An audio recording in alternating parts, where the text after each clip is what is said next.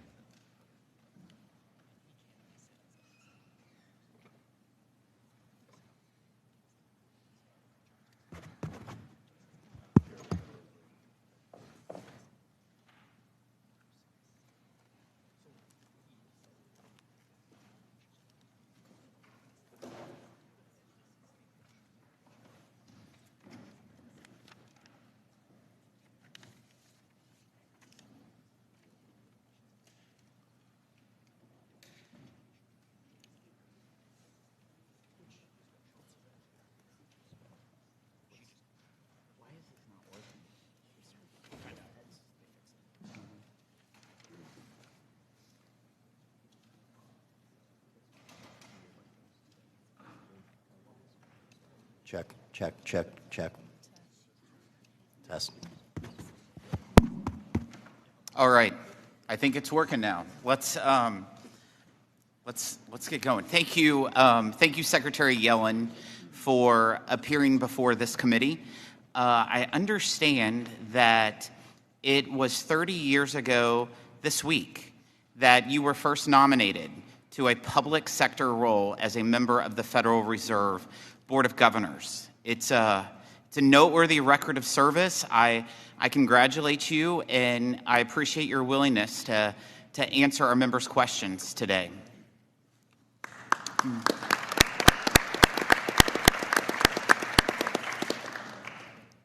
You've joined the recent chorus of economists who acknowledge that it was a mistake to call inflation, quote, transitory. But it's worth noting the fundamental mistake: President Biden's reckless tax and spend policies that have sent the cost of living skyrocketing almost 20% since he took office. Families pay more today for pretty much everything than the day Joe Biden was sworn into office. Real wages are almost 4% lower than when he became president. The Federal Reserve has hiked borrowing rates to try to control inflation. Mortgage payments for the median price new home are now nearly $1,200 higher per month. Prices at the store are up. The cost of a gallon of gas is roughly 50% higher today than when President Biden took office. These are the facts. This is the reality that American families are living in President Biden's economy. Instead of allowing families hit by these high prices to keep more of their hard-earned money, President Biden wants the highest tax increase on families and small businesses in American history. Last week, President Biden called for the Trump tax cuts to expire, promising, quote, "If I'm reelected, it's going to stay expired." So President Biden's plan is for the average family of four making $75,000 to pay an extra $1,500 to the IRS each year. President Biden's promise is that the child tax credit will be slashed in half.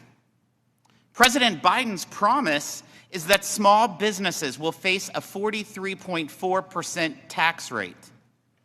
This will all happen when the Trump tax cuts all expire under his watch. Basic facts. President Biden's promise is that family farms will be forced to sell off to big corporations to pay the death tax.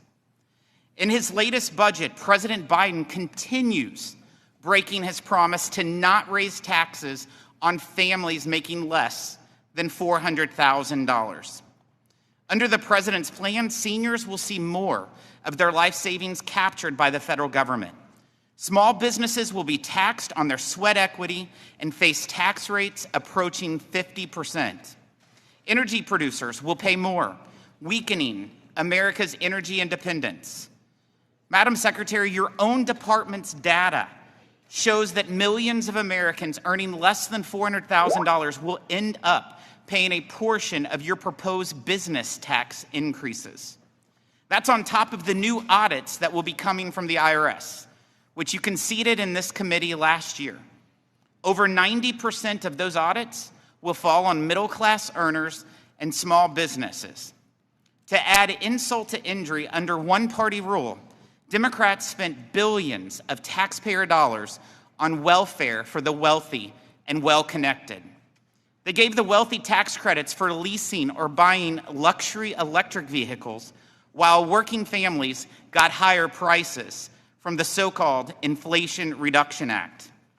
Under that same law, the Biden administration is sending billions of taxpayer dollars to Chinese companies tied to their communist government, all in the name of climate change. China is an adversarial nation spreading its influence around the world at the expense of American workers and producers. America should be standing up to China's unfair practices, not using tax dollars to make us even more dependent on China. The record of the 2017 Trump tax cuts could not be more different than the policies of this administration. The Congressional Budget Office found that after the law went into effect, the share of taxes paid by the top 1% of households increased, while the burden falling on lower income earners decreased. Real median household income increased by $5,000, a bigger gain than the prior 8 years combined. The officially reported poverty rate dropped to its lowest level in U.S. history, and Black and Hispanic unemployment reached historic lows. We reversed the decades-long trend of American companies picking up and moving their jobs, factories, and money overseas. Beyond our borders, the Biden administration has adopted a posture of surrender and retreat. The OECD global tax deal the administration is trying to negotiate would surrender America's tax revenue and jobs to foreign countries. Congress writes the laws, not bureaucrats negotiating behind closed doors. This deal has no path forward in this Congress. I hope today we can get some answers on why President Biden insists on tax hikes for working families, while the wealthy and well-connected receive cash handouts for their Green New Deal spending. Thank you for appearing today, and I look forward to our testimony. I now recognize the Ranking Member Nill for his opening statement. Thanks, Mr. Chairman. Madam Secretary, we're honored to have you in our presence today. We also want to highlight what has been a remarkable career. Chairman of the Council of Economic Advisors, Chairman of the Federal Reserve Board, and a successor to Hamilton as Secretary of the Treasury. We're honored by your presence. Your team has been hard at work electrifying our nation, ushering in a new era at the IRS, and implementing Joe Biden's record-breaking economic agenda, all with the American people at the center of the work. Even the Wall Street Journal recently noted that our economy is the envy of the world. It's a well-deserved recognition for an administration that has created 15 million jobs, spurred a small business boom, and rebuilt an economy from the bottom up, the middle out, and breaking record after record.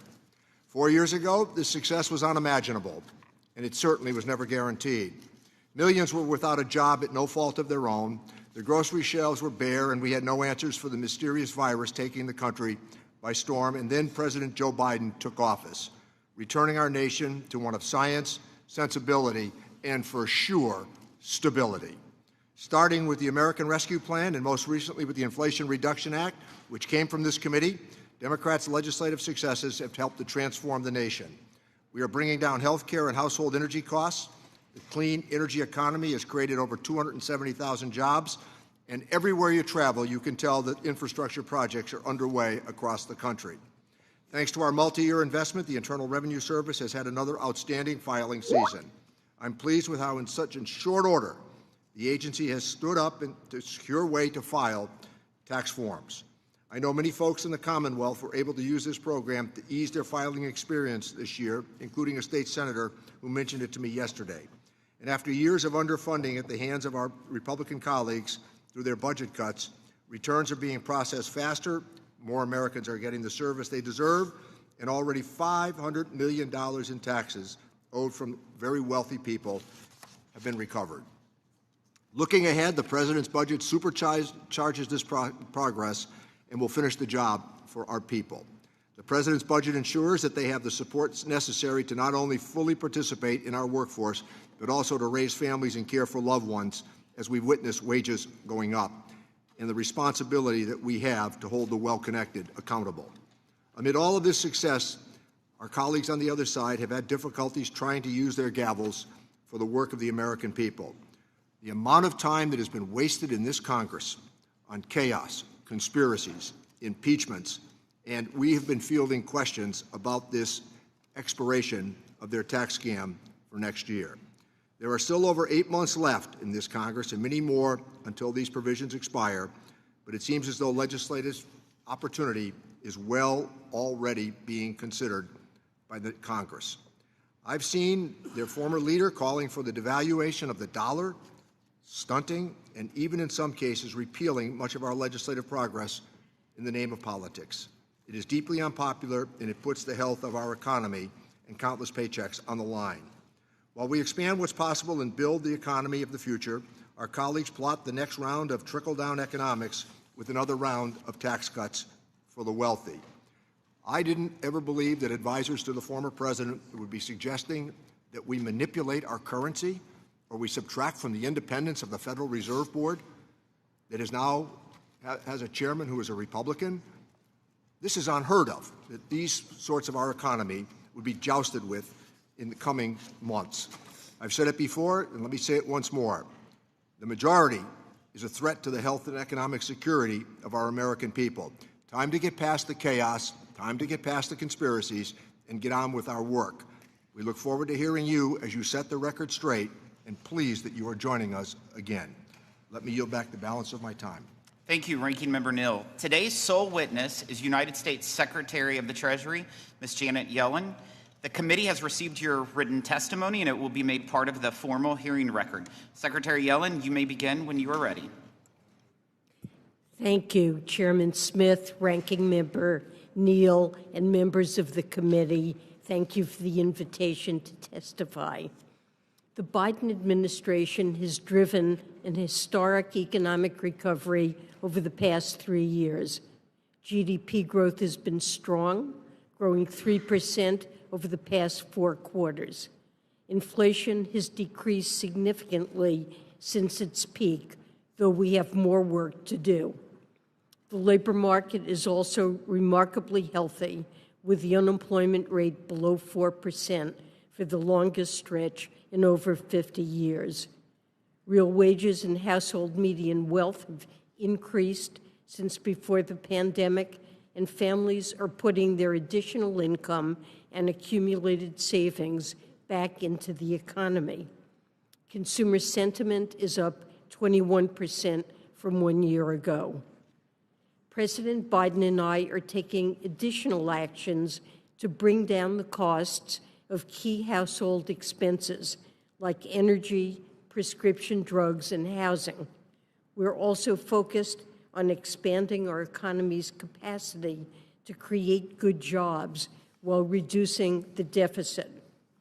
As we implement the bipartisan infrastructure law, the CHIPS and Science Act, and the Inflation Reduction Act, we're creating economic opportunity for Americans across the country, including those without college degrees and in communities that had historically been overlooked or left behind.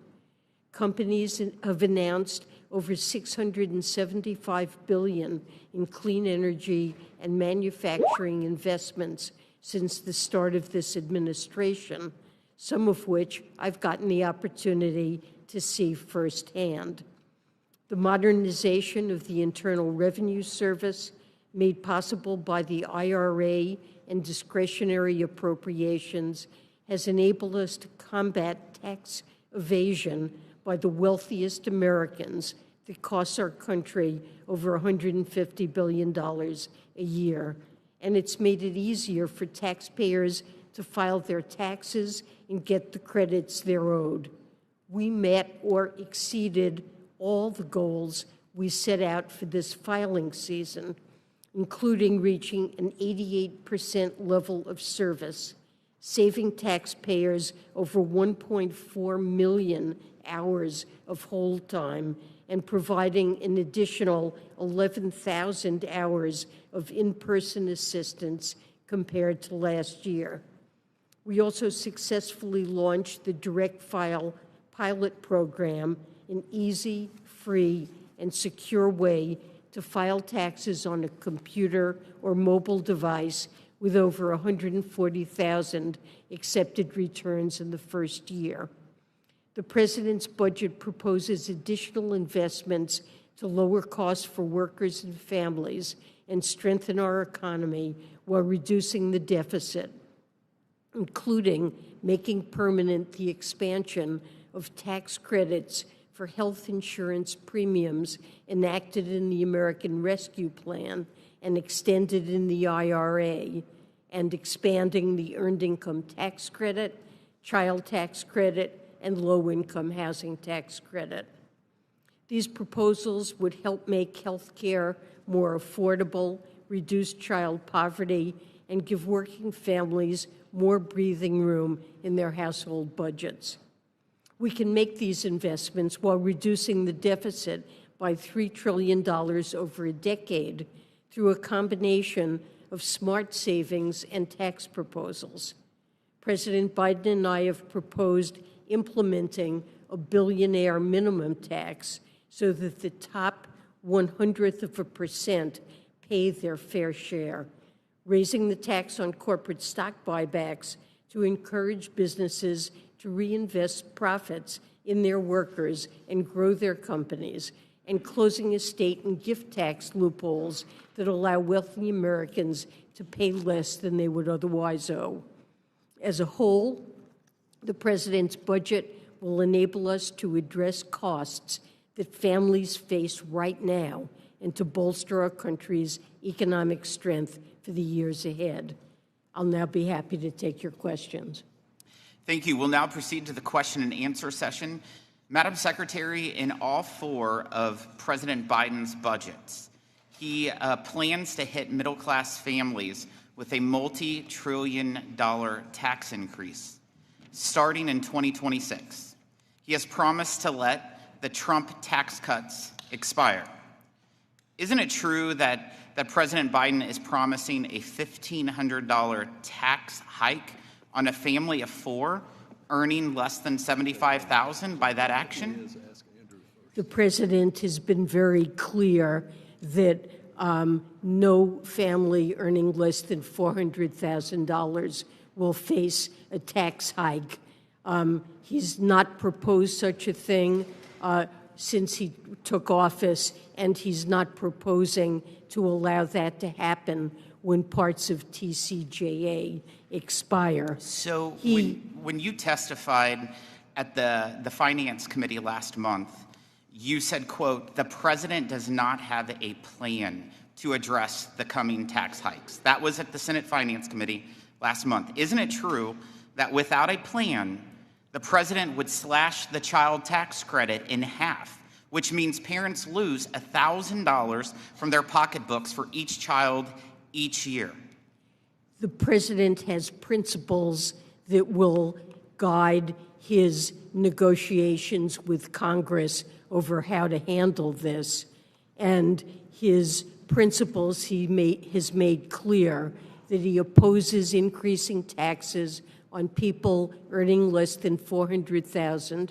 He supports cutting taxes for working people and families with children to give them more breathing room. Madam Secretary, does that mean that he will support the child tax credit to be made permanent at $2,000 that was put in the Trump tax cuts? Would the president support that? Because that affects working families.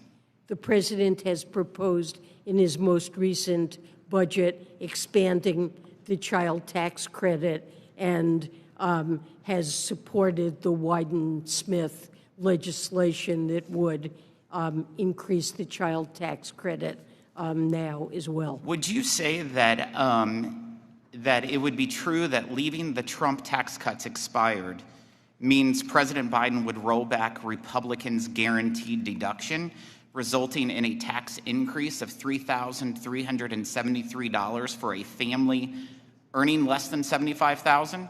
What I said, what the president has clearly articulated, is that no family earning under $400,000 will see their taxes go up in any set of proposals that the president is willing to. So I appreciate that. We have looked at every budget that has been presented, and you have called for the expiration of the 2017 tax cuts. But there is no plan, as you testified before the Senate Finance Committee, saying that the president has no plan in regards to how to make sure there's no tax increases less than $400,000. I would love and welcome, and I think the American people would welcome, a plan from the president. In fact, he loves to interject in all kinds of policies. I would think he would want to there. In testimony before the committee, former Senator Phil Gramm called the Biden administration's decision to cut out Congress and unilaterally negotiate a tax deal with bureaucrats in Europe, quote, the greatest abuse of the Constitution of the United States, close quote, was Senator Phil Gramm's comment when he testified here. Each of the Biden administration's failures at the OECD can be traced to its decision to act unilaterally and without Congress. Will you commit to reject any OECD profit reallocation plan that disproportionately impacts American companies or allow U.S. tax revenues to be stolen away by foreign governments? Well, let me say that the administration, the Biden administration, has worked very closely with Congress to inform and get input on Congress's priorities to guide these negotiations over the last 3.5 years, and will continue to do that. And I strongly believe that the Pillar 2 agreement that's been reached is very much in support of goals that are good for this country. The United States has been the only country until this agreement was signed to impose a tax on the overseas profits of its multinationals. And what this agreement secured is that all countries now will tax the profits of their multinational companies, which creates a level playing field for American companies and will stop the race to the bottom. And the United States will benefit by adopting the minimum tax that's consistent with. So, Secretary Yellen, the communication from the very first time we ever had a conversation, I raised the issue, for example, of the research and development tax credit not being accounted for during OECD, but direct government subsidies of the Chinese Communist Party gets much more credit than our research and development tax credit. You said that you've worked with Congress, We've been raising that from day one. We've been providing how detrimental that would be to U.S. companies by empowering the Chinese, which you have visited that country several times in your tenure, which has empowered them, but you've done nothing in regards to that. I'm sorry, but we have. What have you done? We are negotiating with other countries right now to try to get favorable treatment for the R&D tax credit, and I'm hopeful that these negotiations will be successful. And I would point out that other tax credits, including the green tax credits and credits affecting the low-income housing tax credit, have been codified as continuing under Pillar 2.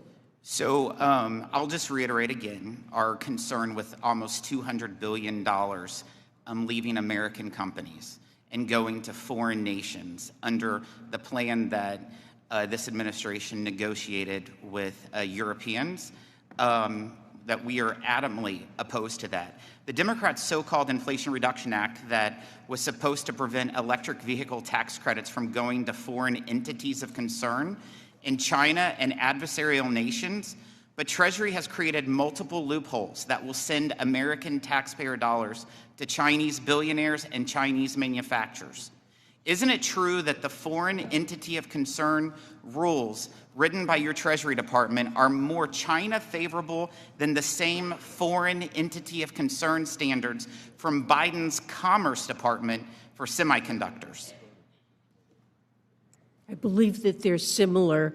These are very strong restrictions that, beginning this year and then continuing next year, preclude companies from receiving the $7,500 credit if this year they contain battery components that are have originated in a foreign entity of concern. And next year it will affect critical minerals in processing. We've worked very closely with the Department of Energy and the Department of Commerce.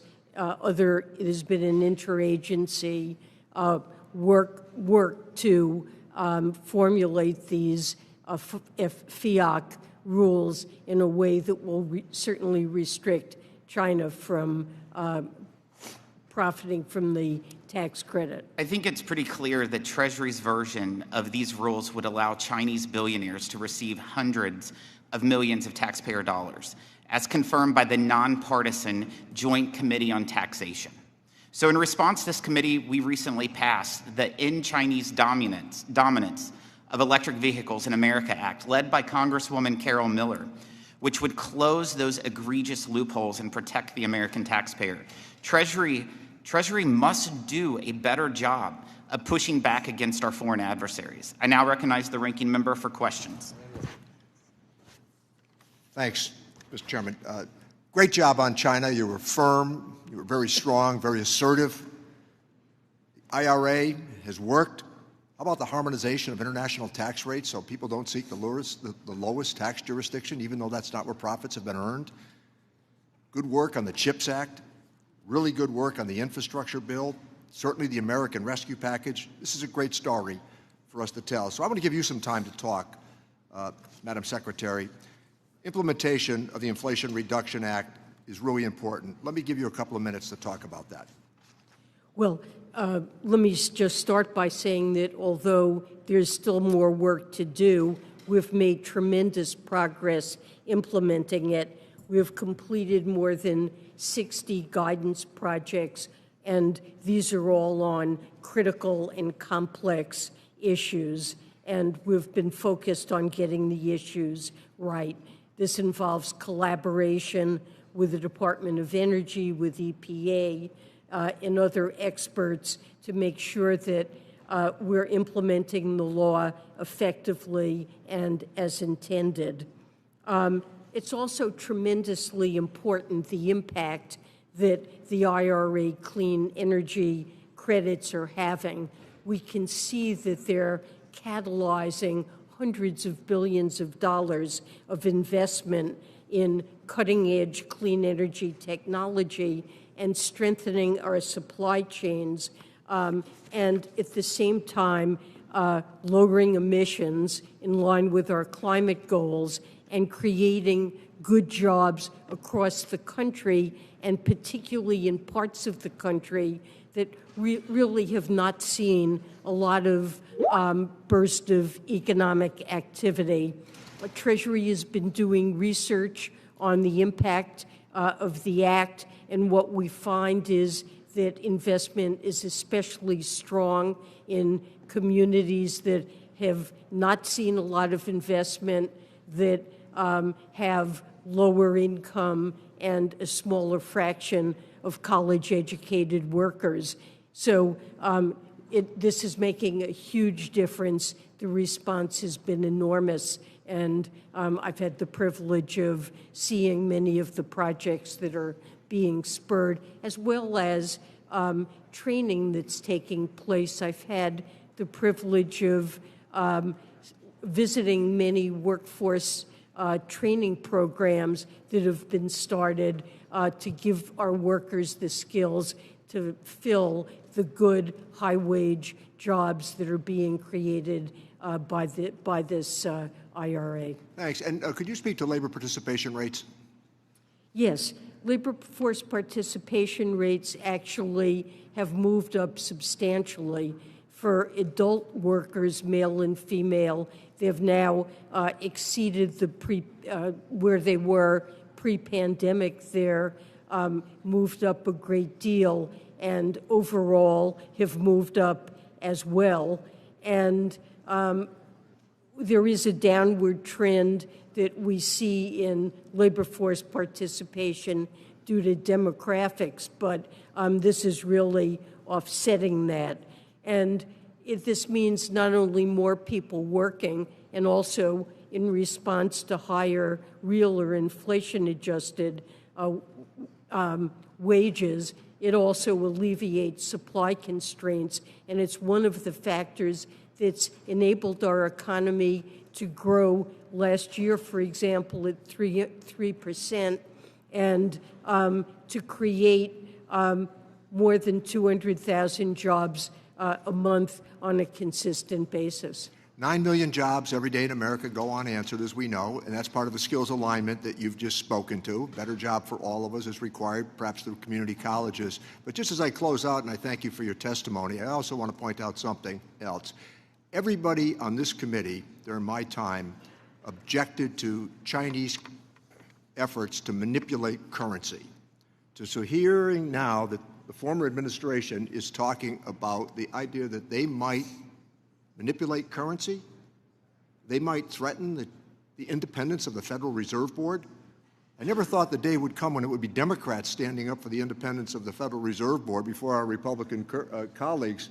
And consistently, both parties stood up against Chinese currency manipulation, and you were a very remarkable part of that. So we thank you for your testimony. Delighted you're here. Thank you so much. Thank you. I now recognize the Vice Chairman of the committee, Mr. Buchanan. Thank you, Mr. Chairman, and thank you, Madam Secretary, for being here. We appreciate your service. A lot of us have had an opportunity to work with you over the years. I want to touch on two things and have a little bit of a conversation. IMF came out a couple of days ago with a report. They're very concerned about where we're at financially. My background before I got here, 30 years in business, a lot of entities, basically hundreds and hundreds of balance sheets and income statements. I'm very concerned as well, because at some point, 49 out of 50 governors have to balance the budget. You can't continue down this road. Now, they're concerned because our deficit this year went from $1.4 trillion last year to 1.7. Interest on the debt, as you know, is close to $1 trillion. I've been here long enough, not quite 20 years, but been here long enough to clearly know that in the last 20 years, it's over $20 trillion in debt. Now, there's a lot of finger pointing going on, but we need to find a way to work together. It's got to be dealt with at some point. I know you've laid something out, but I've heard these stories, not so much from you, but others, about pretty pictures down the road. But I look around the room here, and I have 10 grandkids, and I look around the room, there's a lot of kids in here under 30. and we're spending their money, and we got to get very real about it. If you're in the state of Florida, one thing they have to do is pass a balanced budget amendment. That's the only thing they have to do, but they have to do that. And by the way, 49 out of 50 governors have to do the same thing. So I guess I ask you, what's your feeling about the IMF and their report a couple of days ago where they're very concerned about where we're at financially and where we're going? Well, I would say I'm not terribly concerned about where we are, but I do have concern about where we're going unless we undertake some significant steps to reduce the budget deficit. And if you look at the president's 2025 budget, you'll see that he's proposed $3 trillion in measures to reduce the deficit over the next decade. I think that's important. Let me ask and you, Madam what Secretary. it does is it keeps a key metric of the burden of the debt, which is real net interest that we have to pay on the debt. I'm limited on my time. I want to get to this other question. You've talked about nobody paying any taxes above 400. I was chairman of the Florida Chamber, 130,000 businesses in the chamber, and I'd say 95% were pass-through entities.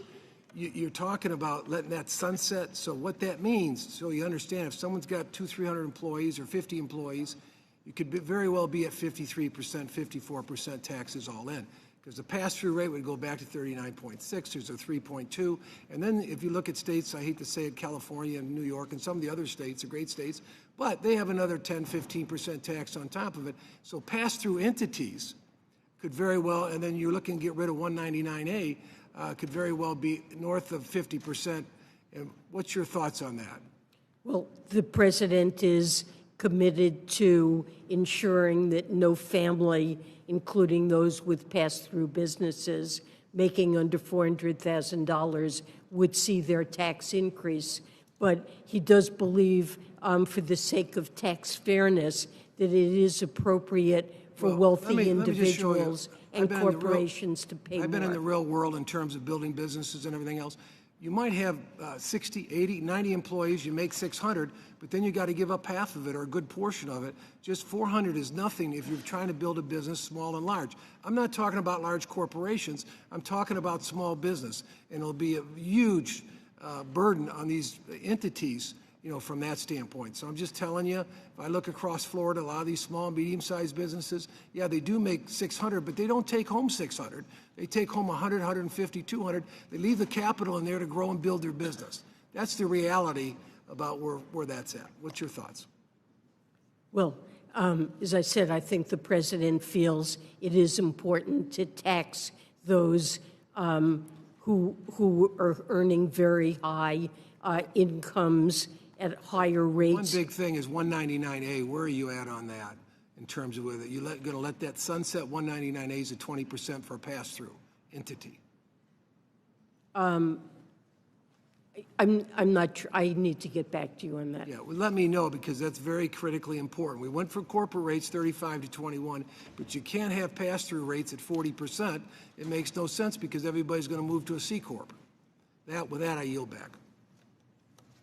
Mr. Doggett is recognized. Thank you so much for your testimony today about a budget that demonstrates we can put our country on sound financial footing, reduce our deficit, and make some new investments, so long as we demand that the well-connected and large corporations pay their fair share, and that we begin to close some of the loopholes in a tax code that's so full of holes it looks like Swiss cheese.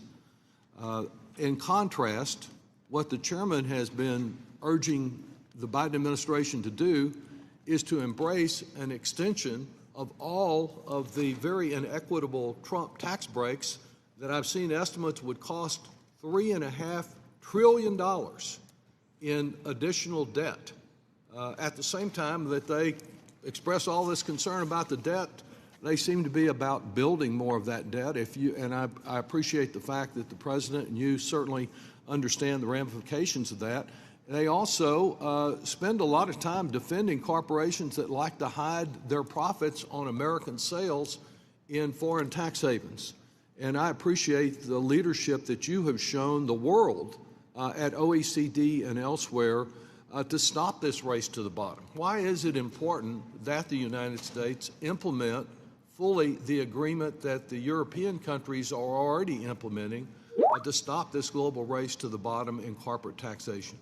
Well, thank you. I believe that this race to the bottom in corporate tax rates took place over decades around the world.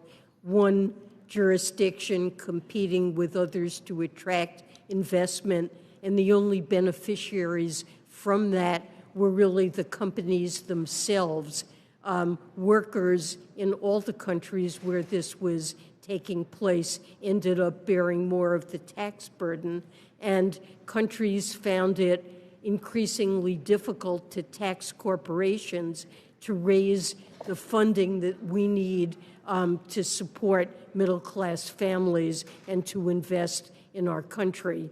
And so stopping the race to the bottom means multinationals based in every country around the world will all face the same minimum tax. Some countries will charge more than the minimum tax we've proposed. I believe that the United States can, given the environment for business in our country, we can afford to do that, and we've proposed a minimum rate of 21%. Also, that would be in line with our proposal for the corporate alternative minimum tax. As you know, some of the Republicans that really don't believe in taxing corporations at all have said, well, if you go above 15%, which they don't support either, and you go to a higher level, that this will reduce American competitiveness. How is it that our corporations, our multinationals, would remain competitive if they pay a rate that on their foreign profits that's higher than 15%? Well, competitiveness really has to do with differentials in incentives across countries. And prior to Pillar 2, the United States was the only country that taxed the overseas earnings of its multinationals. We have the GILTI tax. It's a lower tax rate, and it's not country by country. But our companies did just fine with that. The rest of the world had nothing. Now the rest of the world will go to a country-by-country 15% minimum, which would leave the United States with the lowest rate, and we can, even if we go up to 21%, the differential is substantially smaller than it was before. Thank you. I've also heard increasing concern that we place our cleaner domestic production on a more even playing field. The fact that we are importing steel and aluminum and some other products that are made in a very dirty environment abroad. What do you think should be done about trying to see that American companies are competitive or not being subject to anti-competitive practices with this dirty production? Well, President Biden proposed, I believe last week or the week before, to actually raise tariffs on Chinese steel. Our firms are cleaner, and China in steel suffers from tremendous overcapacity, which leads it to really sell at unfairly low prices globally, and I think it's appropriate to do that. Thank you for your leadership. Mr. Kelly is recognized. Thank you, Mr. Chairman. And Secretary, thank you for being here again and for spending so much of your life in working in this body to try and make policy that actually makes sense. That's why I still keep trying to figure out Pillar 1 and Pillar 2. The possible loss for us of almost $200 billion. What's the offset for that? So how do we replace that lost revenue? How does that work into the whole idea of this? Well, that revenue estimate, you're referring to JCT, I believe, and that is an extreme negative case. They indicated in their analysis that the outcome overall is uncertain, and in the most likely cases, the outcome in terms of tax collections would be positive, not negative.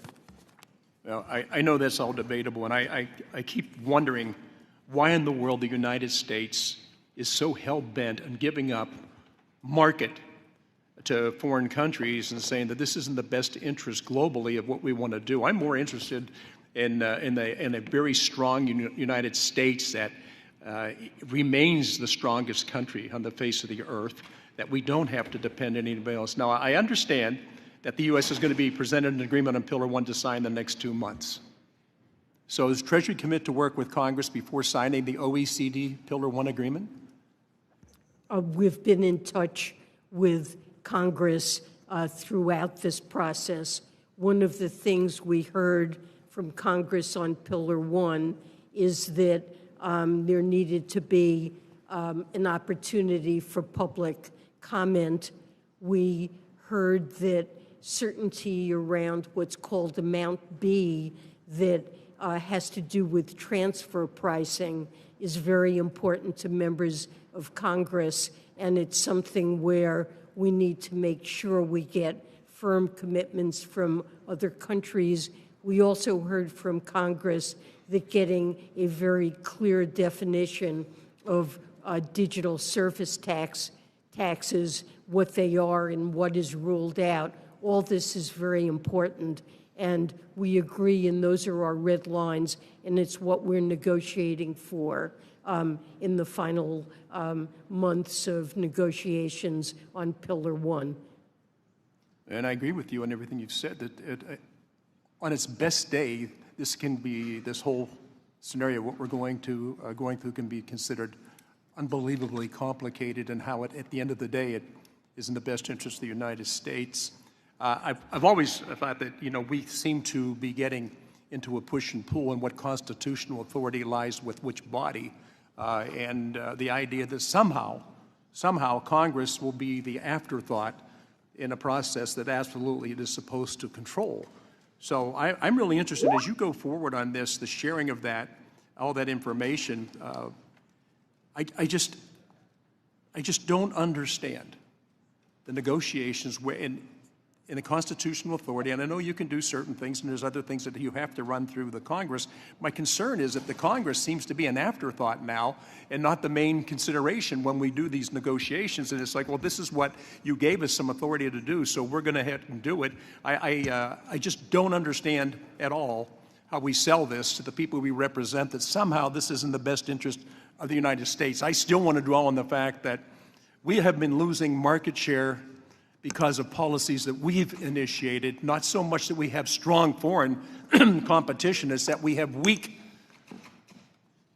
policy when it comes to maintaining our own market share. And for whatever reason, we seem to have become a global entity as opposed to the strongest country the world has ever known, and a nation that is the first responder, and everything that goes bad in the world, we're the first ones to be there. And we keep ceding off all of these different things that we have, all of these different abilities that we have. And so, no, I think it's more important to act globally right now. I would just suggest that I'm looking at the globe right now, and the globe is looking at us to see, I wonder when the Yanks are going to show up. I just hate to see us keep giving up authority and the negotiations taking place from the executive branch and then being run through the Congress at a later date. So all I'm asking you to do is commit. Like, we need to know what's going on and what's taking place. I don't like giving anybody a pen to go ahead and sign on to something in an international trade and a global tax initiative. It just doesn't make sense to me, and I think it's totally unconstitutional. And in fact, it's just not the right way to do things. We have consulted with Congress throughout over the last 3.5 years. Yeah. Well, I appreciate what you're saying. Would need to be It depends how, legislative. Ms. Yellen, excuse me, just to reclaim my time's up, but it depends on how you identify we've consulted with Congress. I like to be consulted before something happens, not afterwards. It happens that you guys are willing to sign on. Well, listen, thank you for your service to the country. I think it's been incredible, and thank you for being with us today. Mr. Chairman, I yield back. Thank you, Mr. Thompson. Thank you, Mr. Chairman, and thank you, Secretary Yellen, for being here today. But more important, for your tremendous leadership and your steady-handedness in your position, not only now but over the years. I'd like to start by noting a couple of data points, a few data points. 15 million jobs have been created under President Biden. More Americans have health insurance than ever before. Democrats expanded child tax credit, cut child poverty by over 40% and benefited over 35 million families. The IRS is holding wealthy tax cheats accountable and has already recovered over $500 million in taxes owed. Wages are outpacing inflation, and our economy is outperforming the rest of the advanced countries around the world. And Madam Secretary, you are in large part responsible for those successes, so thank you very much. And I'd like to start with a couple of things that you mentioned in your testimony. First is the implementation of the Inflation Reduction Act. As you mentioned, there were a host of provisions in that bill designed to create jobs, boost renewable energy, and lower cost for consumers. Can you talk a little bit more about the implementation of the clean energy tax credits in that act? And are those incentives working? And what sort of investment are you seeing in renewable energy, manufacturing, jobs, et cetera? Thank you. First, thank you for your kind words. So we're working around the clock to write the regulations that will provide certainty to households and businesses around the credits. We are seeing the IRA clean energy credits catalyze investment in clean energy technologies. We're concerned about our supply chains, particularly being over-reliant on China for many aspects of our clean energy, whether it's solar panels or batteries. We want to make sure that we're strengthening our supply chain. At the same time, we're creating good jobs and lowering emissions. And we're seeing many good jobs, and the wage and apprentice requirements to receive that large bonus really ensure that the jobs that are being created are good jobs. We're seeing investments in many parts of the country, especially places that are in need, whether they're areas of the country that were dependent on fossil fuels and have seen coal mines or plants close, areas that just haven't benefited from very much investment. We're especially seeing good results there. And we're making sure that people know who can benefit from this law. It has unique features that nonprofits and state and local governments can actually benefit from this law through the direct pay feature. We're working hard to make sure that potential beneficiaries understand how this can positively affect them. Thank you very much. I'd also like to ask about 2025 and the upcoming expiration of the 2017 Republican tax bill. I appreciate the President reiterating that no one making under $400,000 a year will see a tax increase. One of the things that's been left out by my friends on the other side of the aisle in talking about this is that it wasn't paid for. Their bill was not paid for, and that by definition is inflationary. So in your view, what are some of the more responsible ways that we might offset the costs of any of the TCJA extensions? Well, the President has proposed a very large number of raisers in his budget, and all of them could be used for this purpose.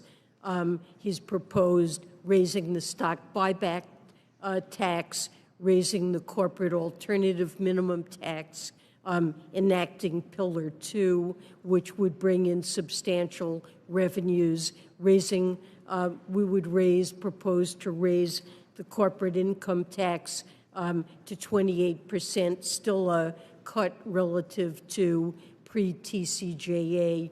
but substantial revenues, a billionaire's tax that would ask those extremely high-income individuals, wealthy individuals, to pay something more in line with what nurses and firefighters pay in their taxes.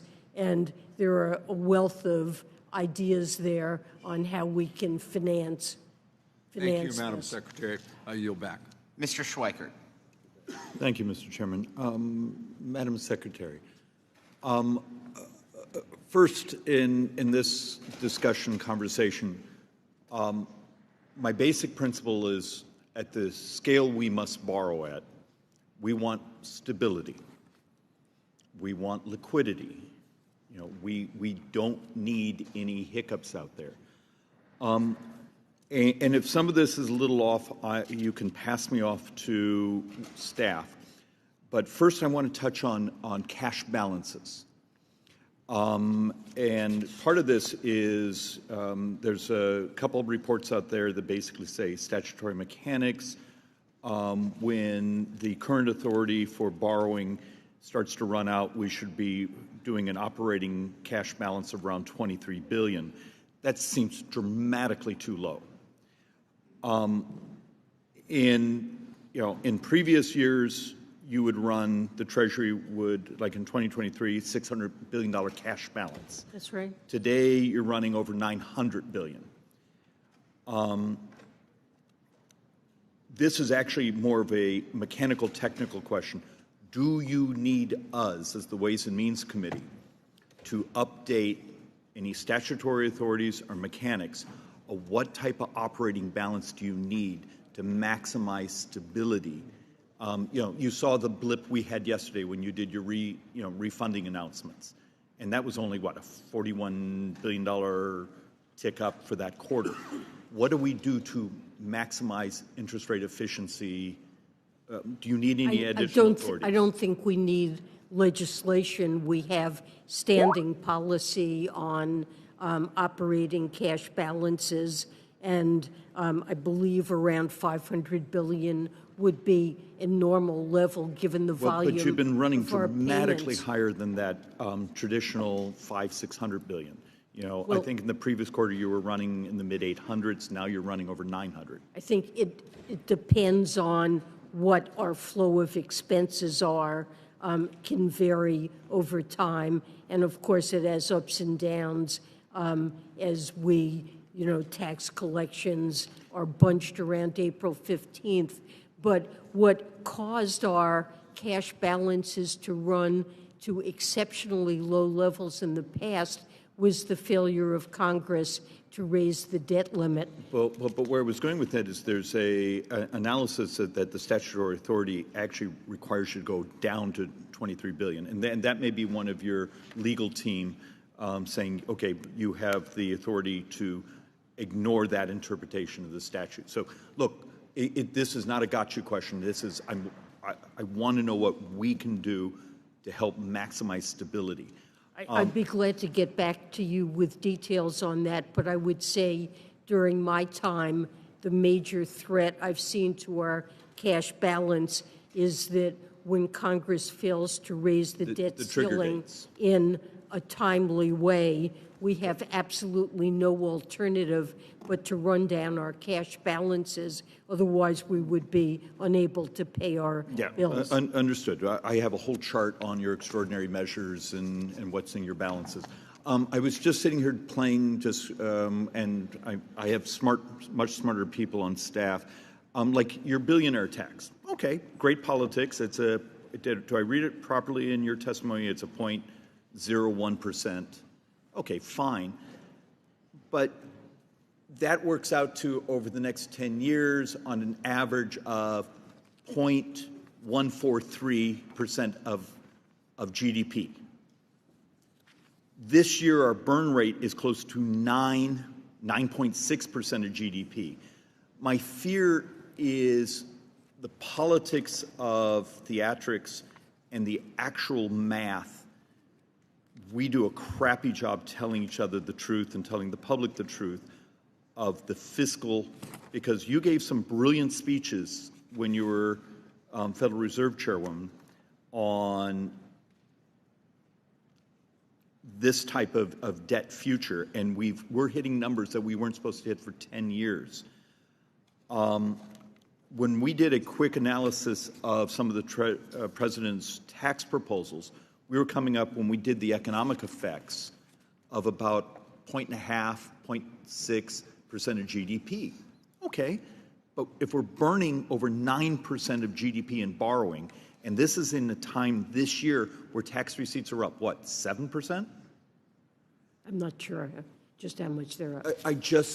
My fear is, as a committee, and we're not telling each other the truth of the scale of the borrowing stress. We're basically, the United States and China, we're consuming much of the world's available capital. Really wish we could have a more adult conversation of the scale of, this is almost hitting a dystopian levels of numbers. And with that, Mr. Chairman, I yield back. Mr. Larson. Thank you, Mr. Chairman. And Madam Secretary, welcome to the committee. I want to associate myself with the remarks of Mr. Neal and saluting, I think, what every member on this committee knows, your remarkable and incredible tenure of service to this great nation of ours. We're blessed to have you with us today. We are also blessed to have with us today another great woman who's in the audience with us today, Elsie Pasquale, and I think every member of the committee would join with me in recognizing that she gets a direct shot to heaven. Elsie, welcome here to the committee. Madam Secretary, I want to commend the Biden administration. I think Mr. Thompson went through the lists of accomplishments, et cetera, but I especially want to focus on what you have repeatedly said, that the president, and he has been rock solid on this, has said that he's not going to raise taxes on anybody who's making under $400,000. And he's also been out there as a champion of both not only protecting but preserving Social Security.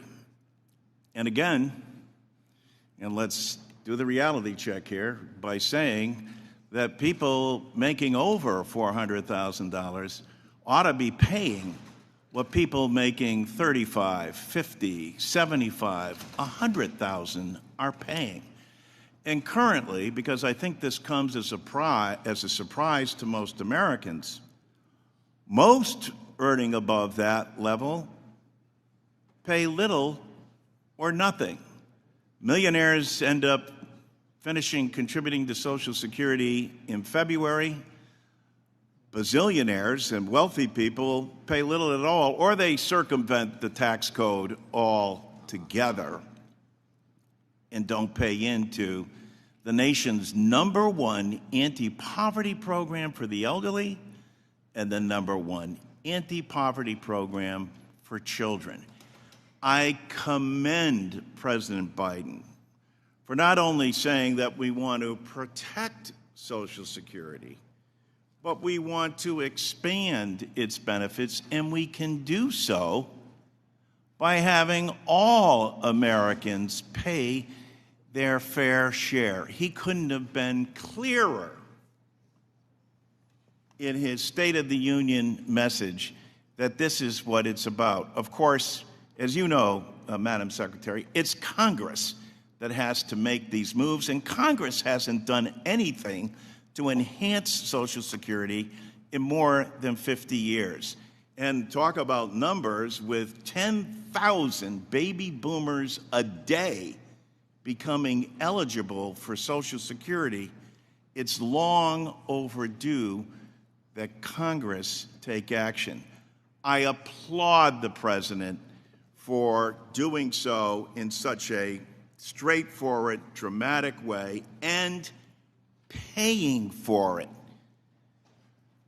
So my brief question to you, Madam Secretary. Could you discuss the importance of Social Security and why the President has adhered to making sure that we're not taxing people below $400,000? Happy to. Every year, Social Security lifts tens of millions of seniors out of poverty. It is the federal government's most important anti-poverty program, and it's a guarantee that generations of Americans have counted on, namely after working hard throughout one's life, that you'll be able to retire with security and with dignity. And for those reasons, President Biden feels very strongly that we need to preserve the benefits and even extend the benefits of Social Security and honor the commitments that we have made to the nation's seniors. He's committed to working with Congress to protect Social Security for this generation and future generations.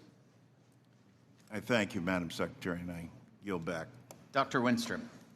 Thank you, Mr. Chairman. Thank you for being with us today, Secretary Yellen. Appreciate it. Much of our conversation today has been focused on the future of our nation's tax code, of course, as we approach the expiration of many key policies from the Tax Cuts and Jobs Act next year. You know, when I think about tax policy, I think about making America the best place in the world to do business, and for that matter, the best place to work. And right now, we're in a fierce global economic, political, and strategic competition. It's not the same as after World War II. Our adversaries like China want to dominate the world markets, and they're doing that. And they want to make America and our allies dependent on key industries and supply chains. I know you know that.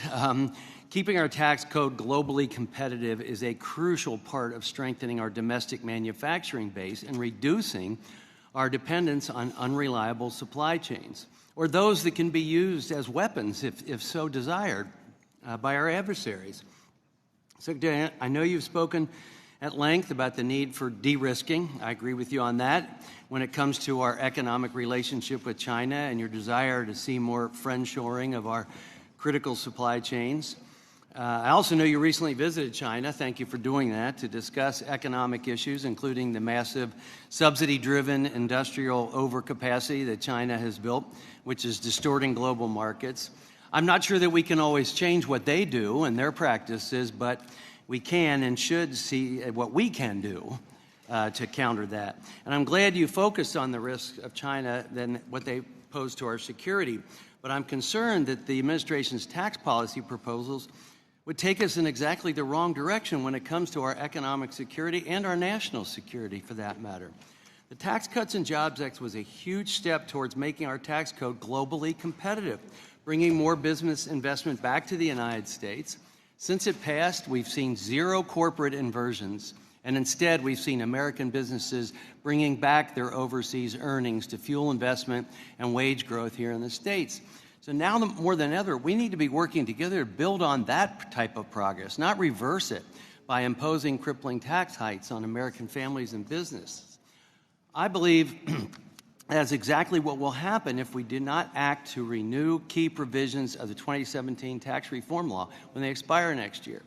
Meanwhile, the negotiators from your department representing us at the OECD are preparing to give away the U.S. tax base and allow foreign countries to impose discriminatory taxes on U.S. companies. This does not help us. Anyone who runs a business would understand that. I believe that tax increases proposed by the President's budget and the failed global tax negotiations being supported by this administration would severely harm our efforts to rebuild our domestic manufacturing and bring home critical supply chains.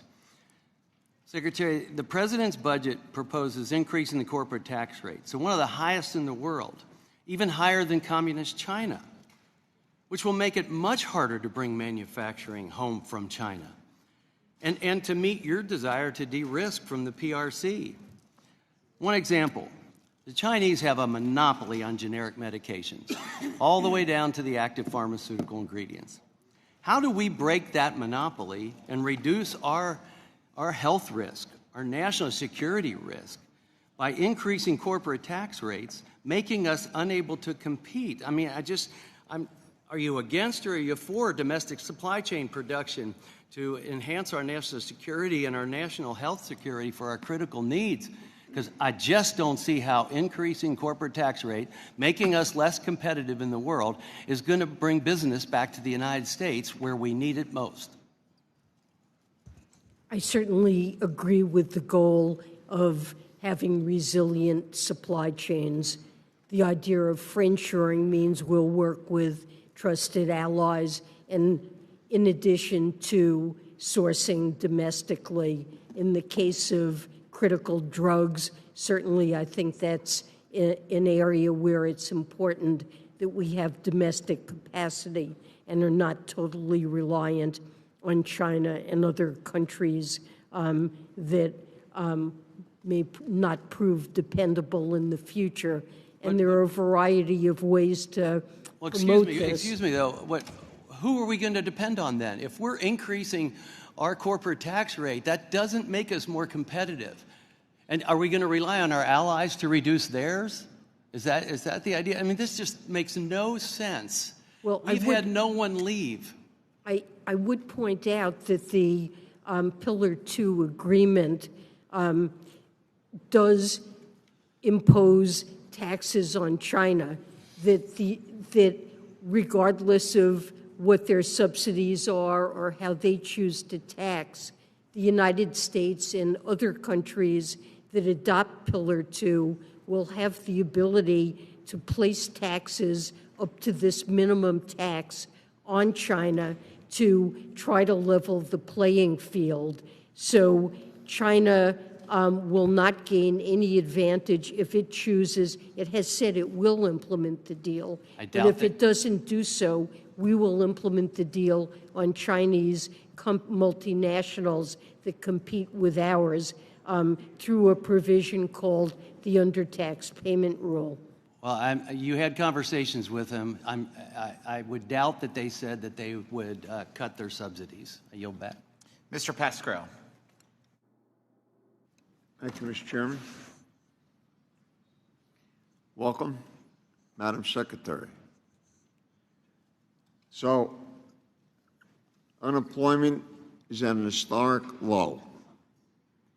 Interrupt me when I say something that's not correct or can't be proven by data. Wages are rising. I want to come back to that in a minute. Inflation has plummeted. We got work to do.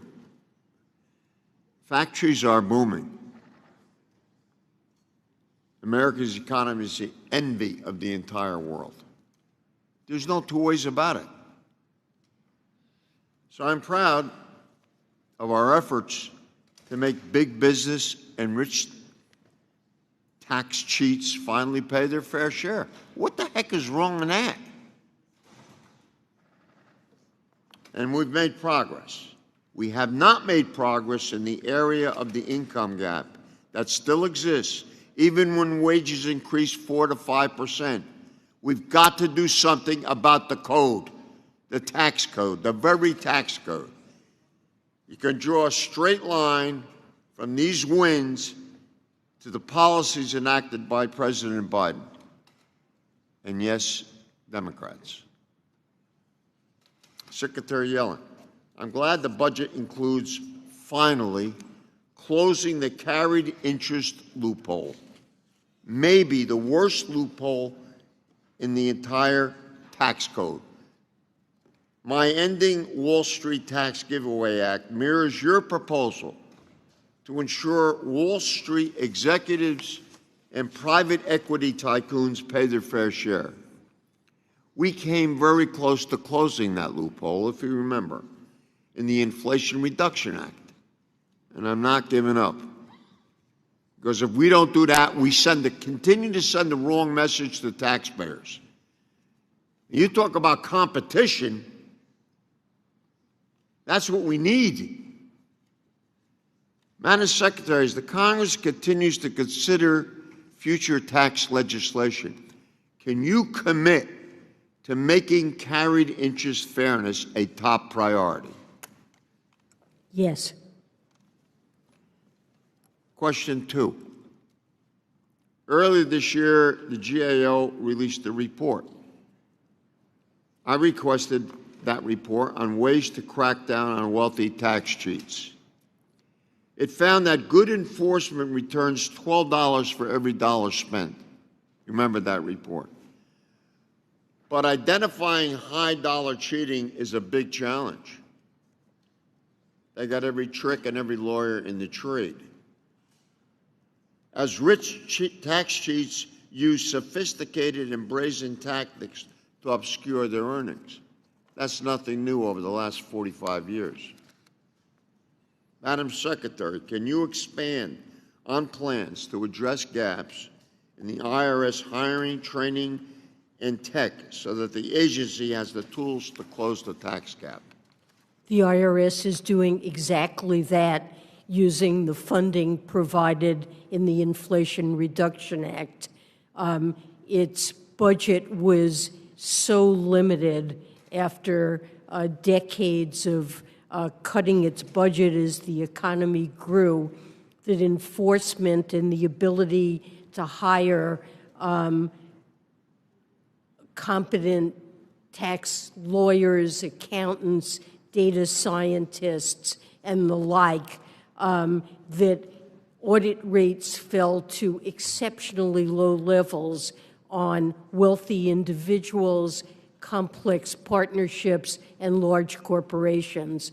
And with the infusion of funds that the IRS has received, in addition to and importantly improving consumer service dramatically, it is going after all of those tax cheats who are responsible for what's estimated as a $7 trillion tax gap over the next decade. And it's had an early success in going after 1,000 individuals making more than $1 million who owed back taxes. It's already collected $500 million, but there's much further to go, and that's where the enforcement dollars are going. No increase, as I've promised and as the Commissioner has promised, on households or small businesses earning under $400,000. It's all going to the areas that you named. Thank you, Madam Secretary. Welcome to the neighborhood, and I yield back. Dr. Ferguson. Thank you, Mr. Chairman. Madam Secretary, thank you for being here. I want to see if you can help me understand some math, if you don't mind. With OECD proposals, joint tax said that Pillar 2 is going to cost us $120 billion in tax revenue over a 10-year period, and OECD Pillar 1 would cost us $40 billion over 10 years. This is JCT. So this is, we have to use this. So you're looking at $160 billion, probably on the conservative side, of lost revenue coming into the Treasury because we're turning that revenue over to other countries. All right, if that is the case and we're going to lose that revenue, that's one thing. But I can just point to 2 Georgia companies that will tell you that their analysis of Pillar 1 will cost them combined about $1 billion in sales. Now, if a company is going to lose $1 billion in sales, that means they're going to start cutting back, which means that it's going to put my fellow Georgians out of work. That doesn't make a whole lot of sense to me. So again, according to JCT, between Pillars 1 and 2, about $160 billion in lost revenue. Now, just laying the groundwork there. You made mention that you were going to propose or work with the President and our colleagues on the other side of the aisle to raise the corporate minimum tax, AMT, the corporate tax to 28%, implement a new billionaire tax. You had a laundry list of items, correct, that you believe we should be raising taxes on. Okay. So let me ask you something. If a company owes the Treasury $200 million in taxes, and you would like to collect those taxes to help with deficit or spending, correct? but then they can turn around and write off all of that by buying green energy tax credits, how much of that money then of that $200 million is going to come into the Treasury? If I can wipe out my tax liability by buying green energy tax credits, what good does that do in coming into the Treasury? Well, if the firm is using the transferability feature to buy these tax credits, then another company that we want to benefit from those credits, the stimulus and incentive that they offer, but that lacks sufficient tax liability. This is a way in which we provide. But we're giving a pass to. I mean, analysis has shown that about 90% of these tax credits are going to go to companies with over $1 billion in revenue. And again, if you're looking to bring revenue into the Treasury to pay for whatever. Look, it's really the same thing as essentially making the tax credits refundable, which would have been an alternative. Why would we do that? Why would we give companies like Amazon and Walmart, these major corporations, refundable credits to go spend money in the green energy sector? Because many of the companies that are responding to the IRA and building the clean energy economy we want to see are companies that lack sufficient tax liability to be able to benefit from these tax incentives. Wait a minute. Madam Secretary, reclaiming my time, if you're going to go down that road and you're going to say companies lack that tax liability, why are we doing it on green energy and not looking at pharmaceuticals, not looking at other technology? But bottom line, why wouldn't we just say to Amazon, okay, not to pick on them, but they are a highly profitable company. Why not just say, you've got to pay your taxes, and then you go buy a fleet of battery-powered vans if you want to. You are cutting revenues. You're giving a tax break to the very people that my colleagues on the other side of the aisle are saying have to go. They want them to pay their fair share, but they're not going to pay their fair share because they're going to go down this. They're going to go down this green energy deal that absolutely undermines our competitiveness. It doesn't make sense. The math doesn't add up. Mr. Chairman, I yield back. Thank you, Mr. Davis. Thank you, Mr. Chairman. Welcome back, Madam Secretary. Thank you for your work. Let me begin by offering my sincere appreciation to your staff who are helping my office with a number of very complex constituent issues. Your staff is top-notch, and for that I'm grateful. In addition, I thank Treasury for its effort to work collaboratively with states to identify the owners and beneficiaries of the $30 billion in unclaimed savings bonds. And I know that you cannot comment because the rule is not final, but I wanted to share concerns that Representative Estes and I and others on this committee have raised about the proposed rule. Given that most of these unclaimed bonds come from the middle of the last century, when African Americans and others were excluded from banks and often turned to Treasury bonds as a key investment, I suspect that a high percentage of unclaimed bondholders will be blacks and people of other minority group identities.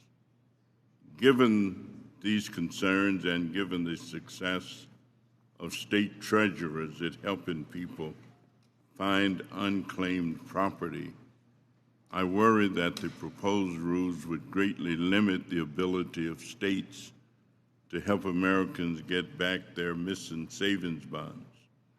My hope is that the final rule will allow Treasury to work more collaboratively with states as we intended when we enacted the law.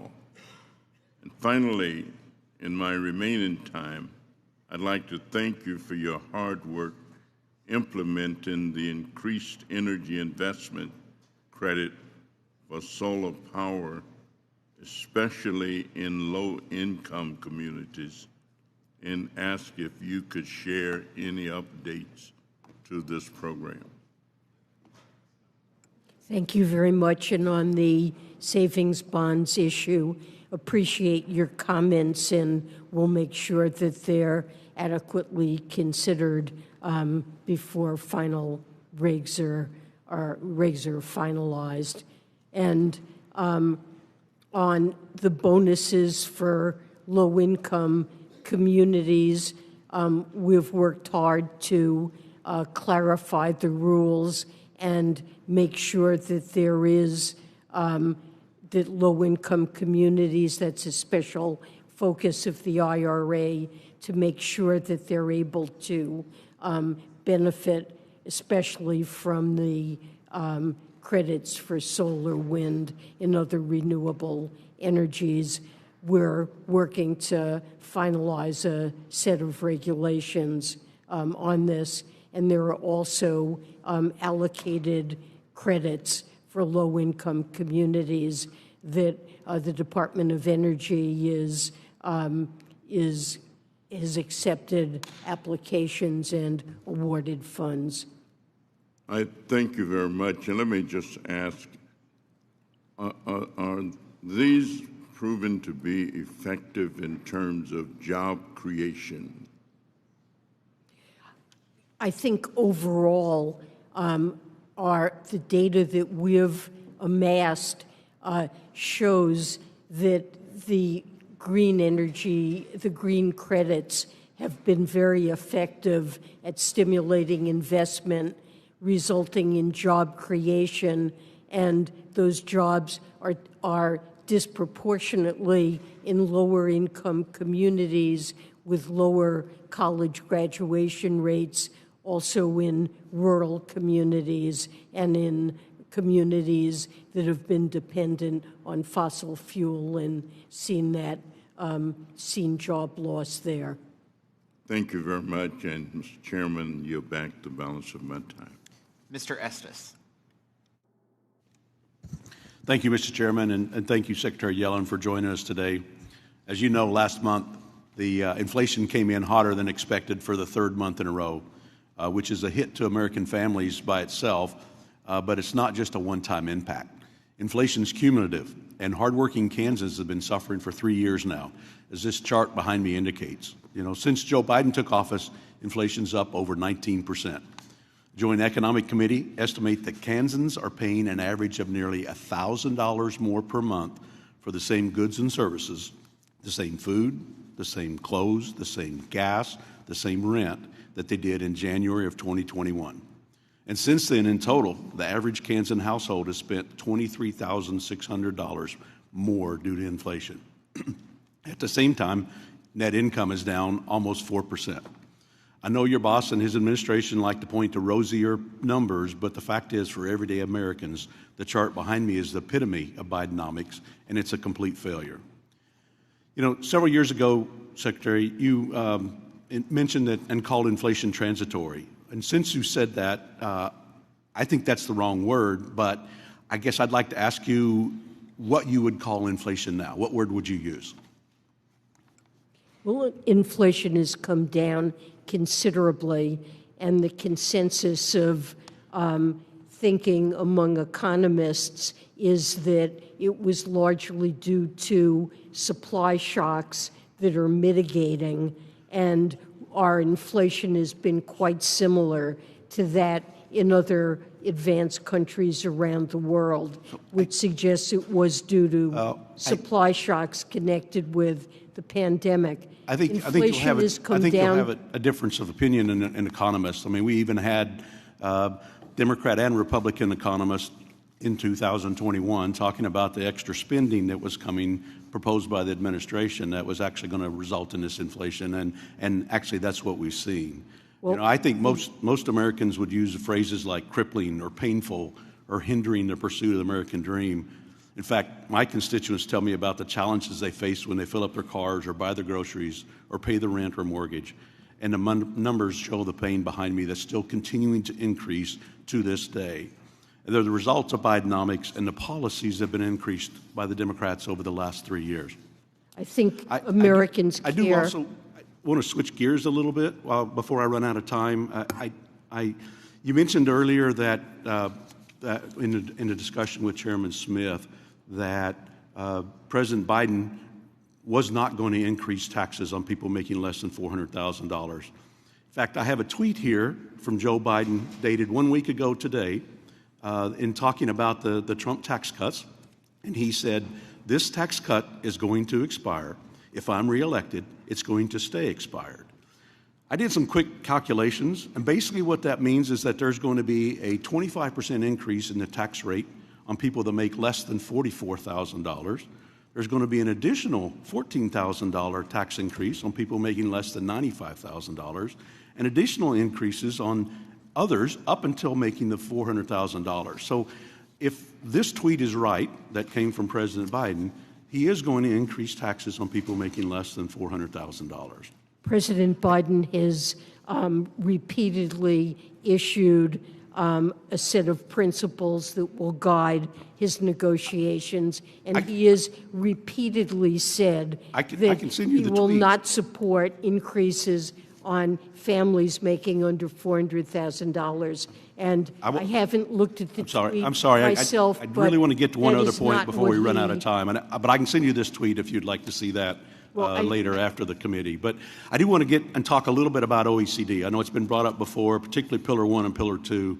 I mean, I've stated several times in the hearing room that, in principle, Republicans and Democrats are in favor of eliminating the discriminatory digital services taxes and provide tax simplicity and consistency for businesses in the growing digital economy. However, despite the ongoing discussions, we're still seeing more and more countries like Canada enact DSTs, and the proliferation of Pillar 1 and Pillar 2 has provided foreign countries the opportunity to raid our tax base. In fact, Pillar 2, as pointed out by the Joint Committee on Taxation, is going to cost the U.S. Treasury tax revenue. Pillar 2 itself, as pointed out by my colleague, Representative Ferguson, that is $120 billion. And earlier this year, JCT report on Pillar 1 note that the plurality of in-scope countries would be from the U.S., and likely that the U.S. Treasury would forego between $100 million and $4.4 billion per year in tax receipts. In fact, I recently heard from one Fortune 100 company that they'd be required to send between $100 and $500 million from the U.S. Treasury to countries like France and Germany and Japan. I think these policies that have been negotiated with OECD are dangerous for our U.S. tax base. We're already struggling to collect enough revenue, and I think we need to change course. I'm sorry I'm out of time. I'd like to talk more about this with you, but I'll yield back, Chairman. Thank you. Mr. Smucker?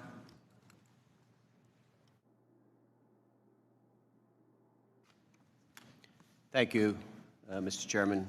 Good afternoon, Secretary. I'm over on this side. There we go. Fooled me, too. I'd like to just clarify with you for those listeners watching this today the impact of your budget on the debt. Can you tell me the current level of our debt? What's the current debt amount?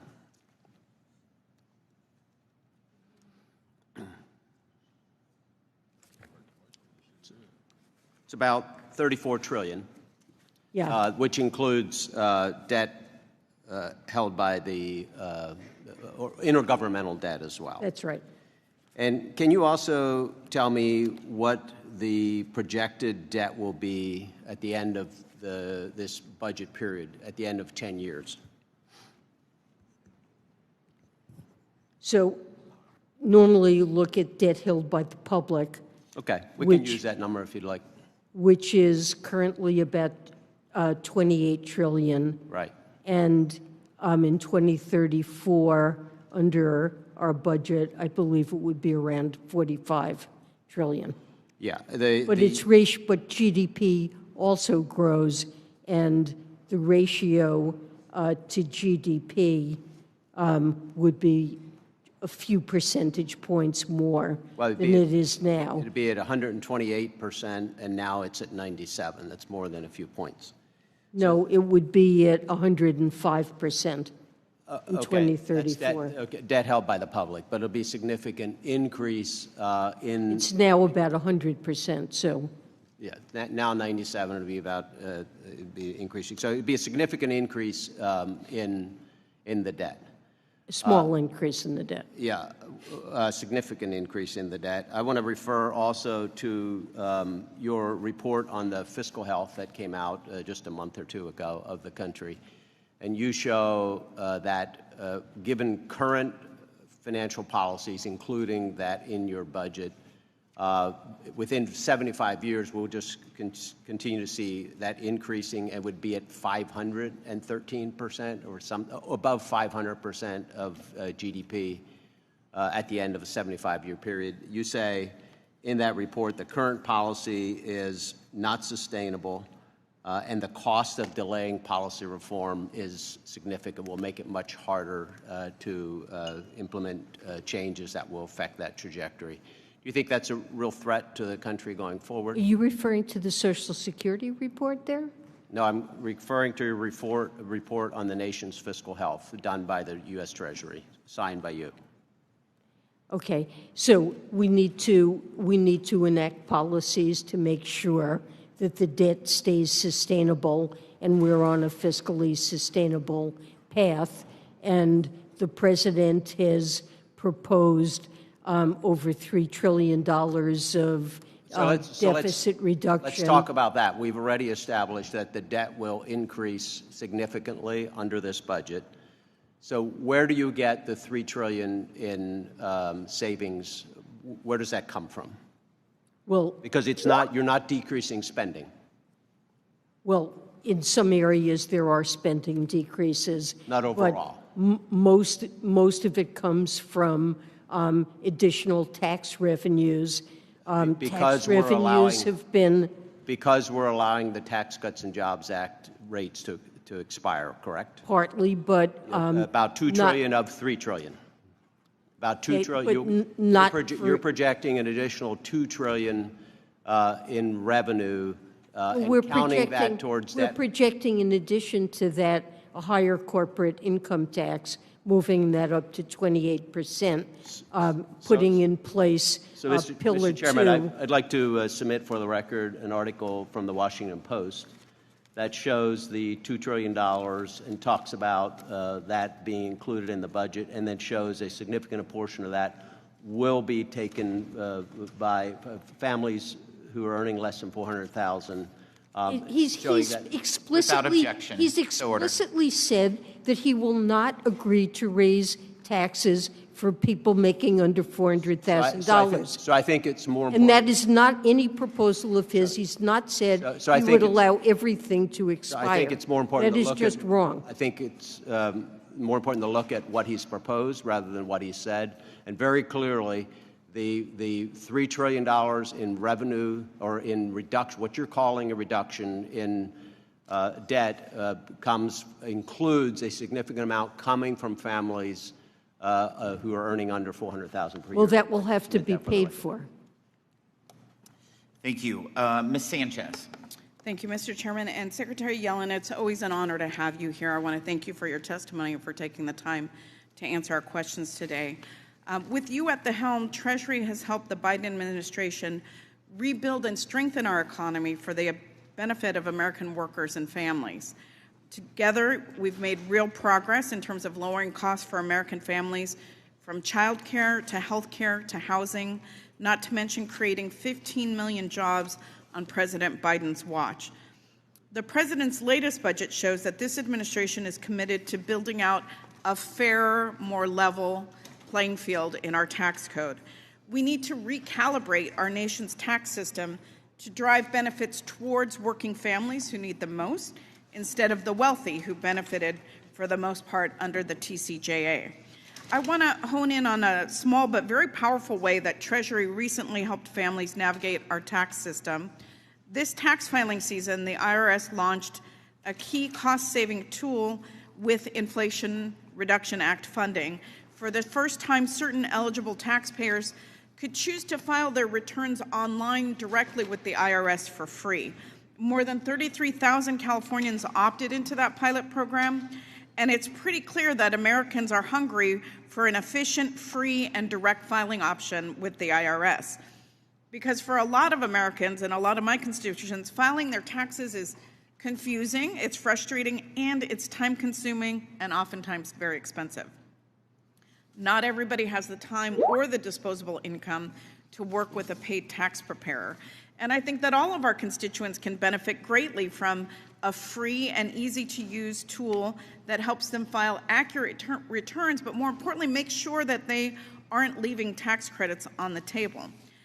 Secretary Yellen, I understand that the initial direct file pilot was limited in scope, and I can understand how when you've got a pilot project, keeping it small and nimble would allow the IRS to carefully track uptake as well as the participant feedback.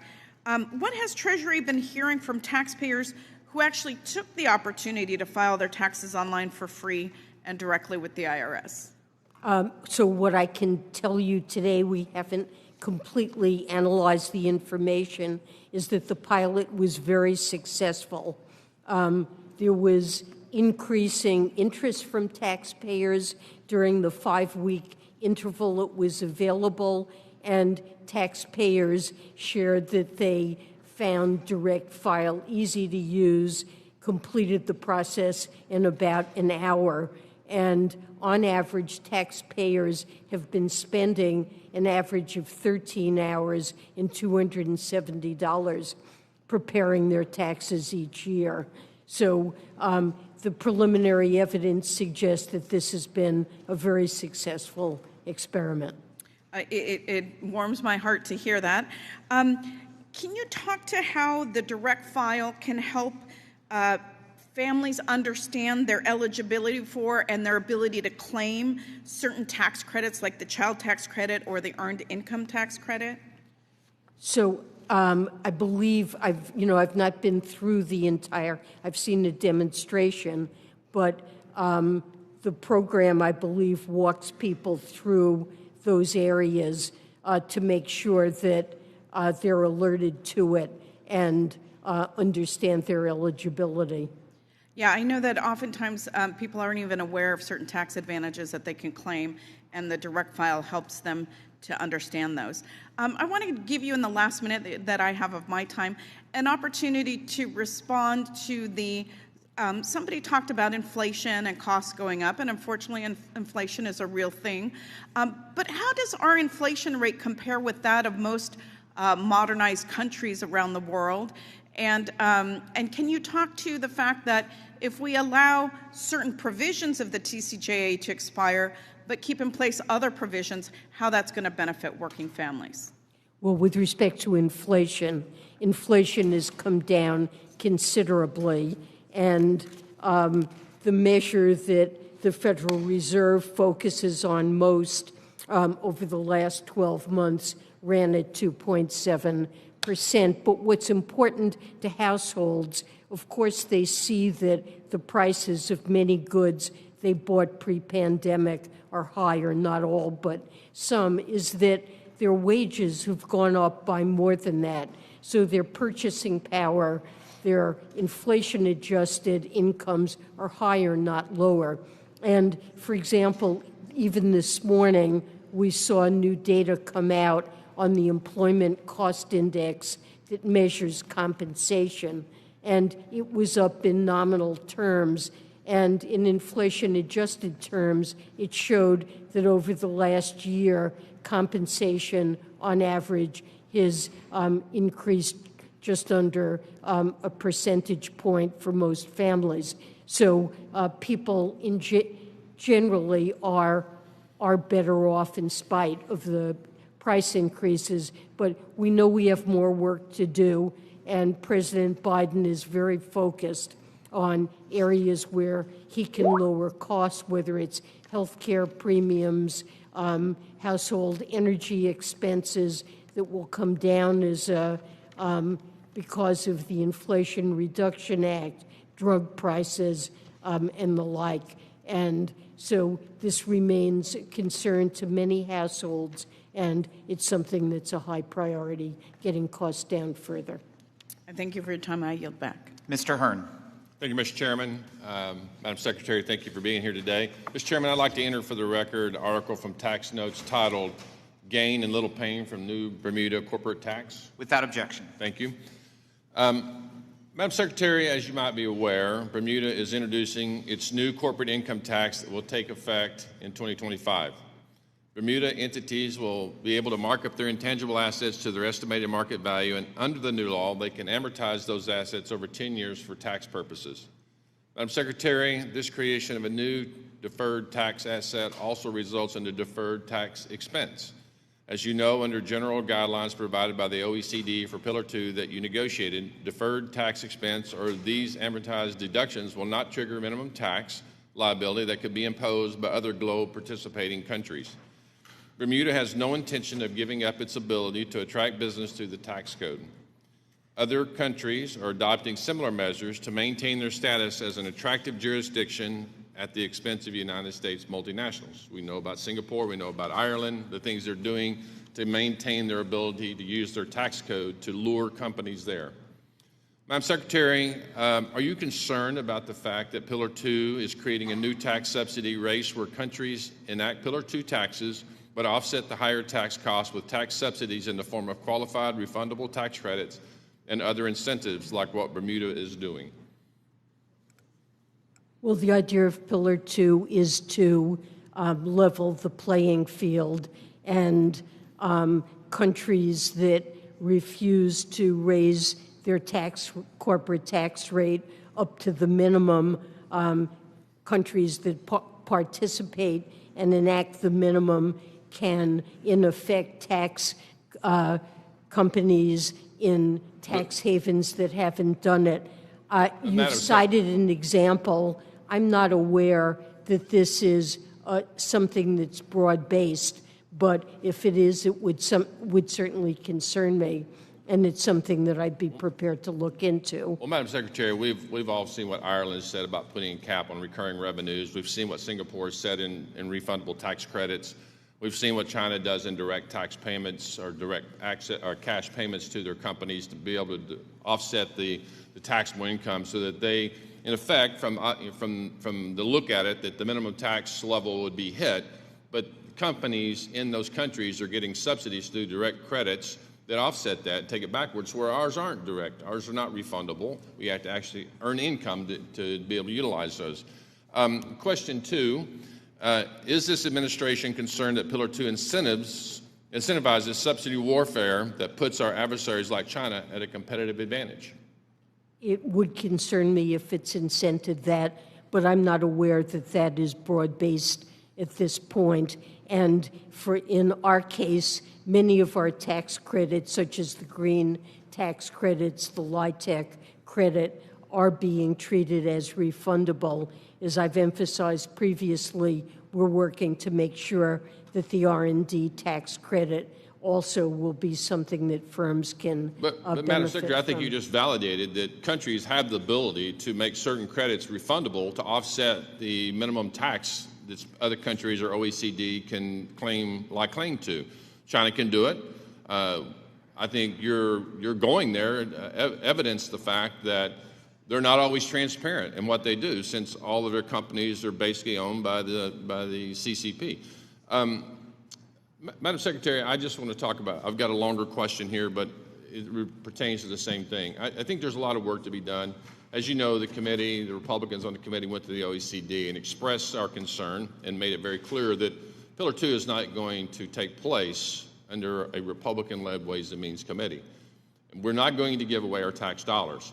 In fact, it's said time and time again about how many tax dollars of U.S. taxpayer dollars would go around the world, upwards of $200 billion. I know you said that was JCT's outward look, but I think it's important for everyone to know, and you know this to be certain.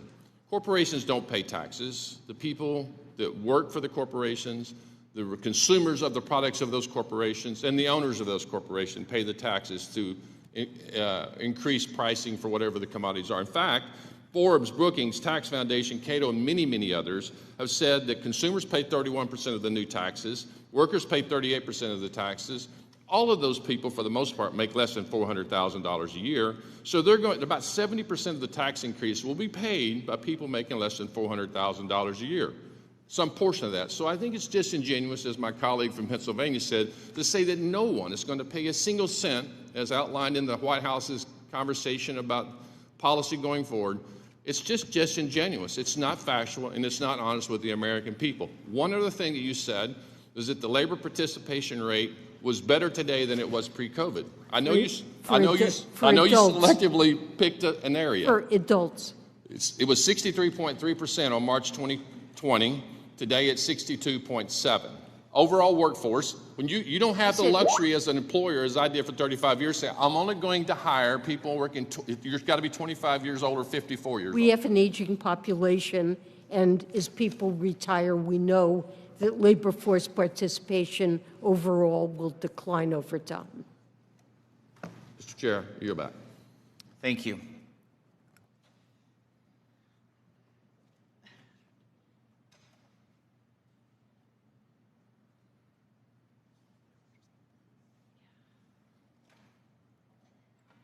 You're good? Yeah. Okay. Ms. Chu?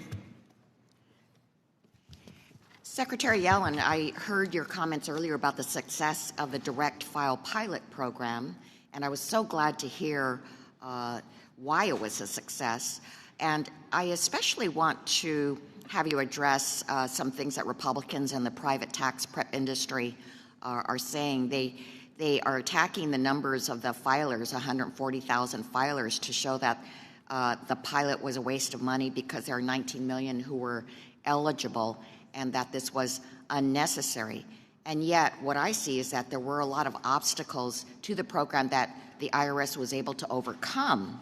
And actually, I would have called it a resounding success. So can you tell us why it was considered a resounding success, considering the obstacles that there were, and what considerations will go into the decision to extend the pilot?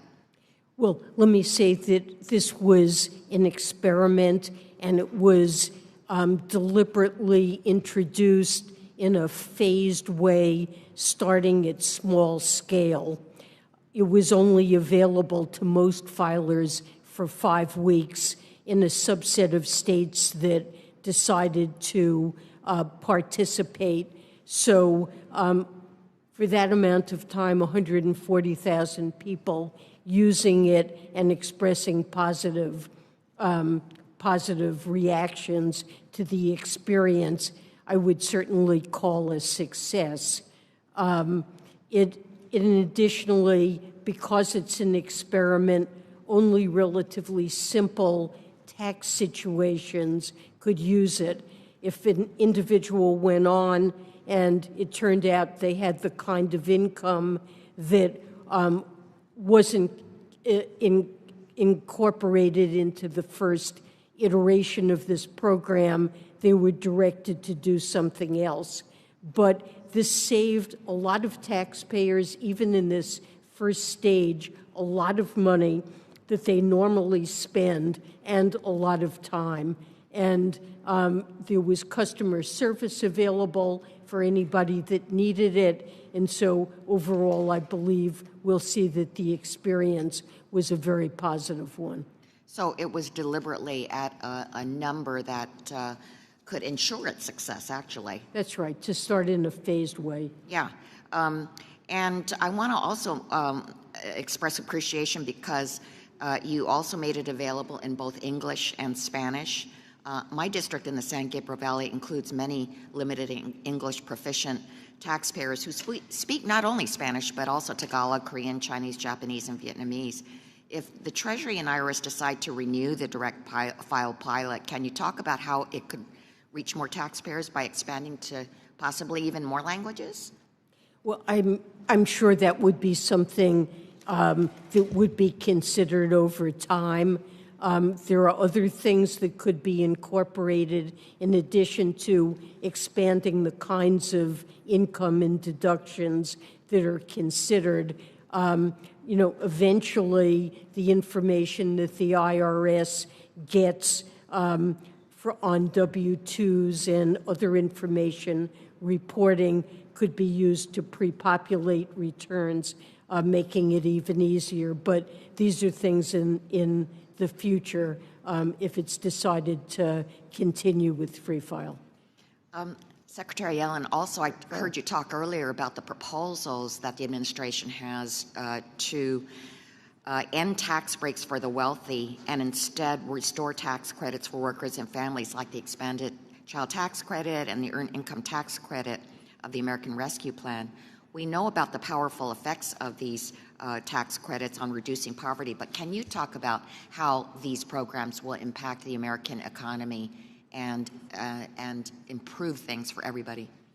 Well, I mean, a very good example would be the child tax credit, which in 2021 lifted 5.3 million people, including 2.9 million children, out of poverty. We saw a 46% decline in child poverty in 2021. And this is not only beneficial to the children and their parents in the short term, but we know from many studies that when poverty is reduced for children, it redounds to their benefit over the remainder of their lives. Thank you, Mr. Chairman. Secretary Yellen, as you know, low-carbon hydrogen can reduce carbon emissions and create much-needed American jobs. Ohio is well-positioned to lead on hydrogen, given the state's proximity to the end markets, as well as its access to low-cost, abundant, and diverse energy feedstocks. I believe Ohio can be a leader in hydrogen production from natural gas with carbon capture and sequestration, sometimes known as blue hydrogen. Our state has abundant storage capacity, carbon capture emissions, and unparalleled access to low-cost natural gas.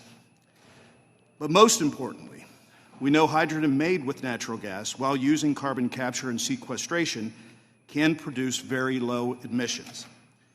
Unfortunately, the administration's recently proposed regulations for hydrogen production tax credit 45V could halt several of the proposed Ohio projects.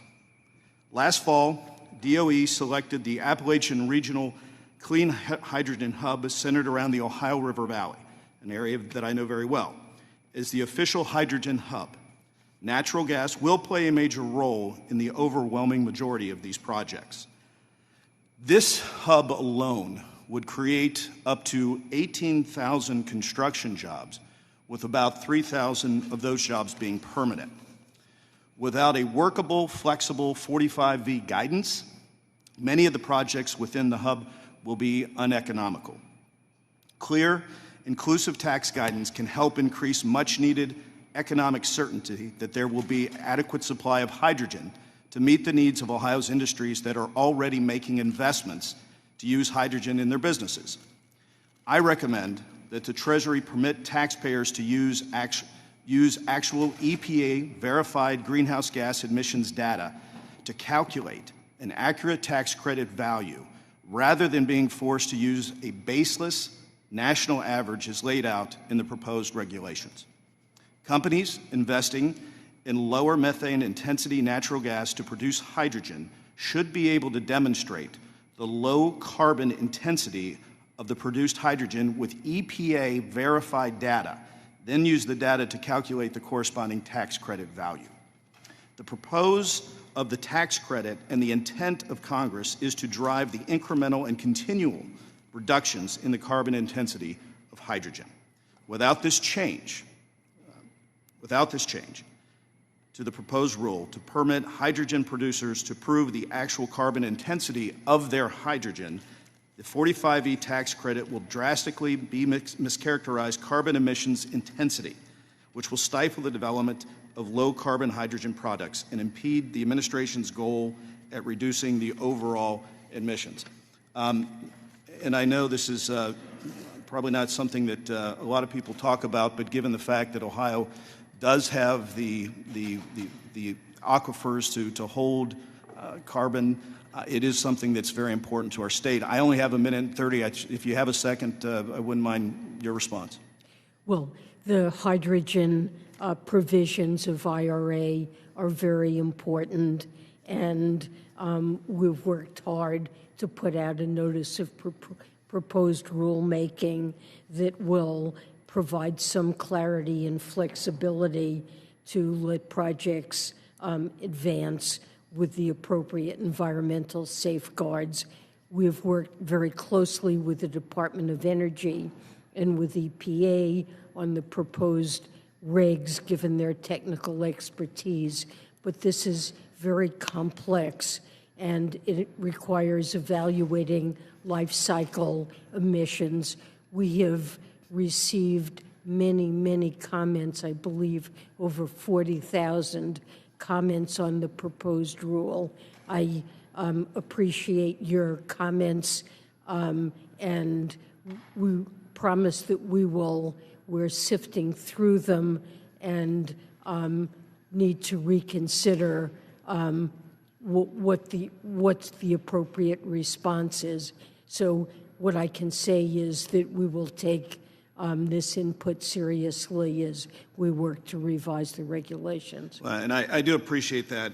I just want to say again, with the developments that we have in place, Ohio looks to get 18,000 construction jobs, 3,000 permanent jobs. This could be a very big economic factor for the state of Ohio. With that, Mr. Chairman, I yield back. Thank you. Ms. Del Bene. Thank you, Mr. Chairman, and thank you, Madam Secretary, for taking the time to be with us here today.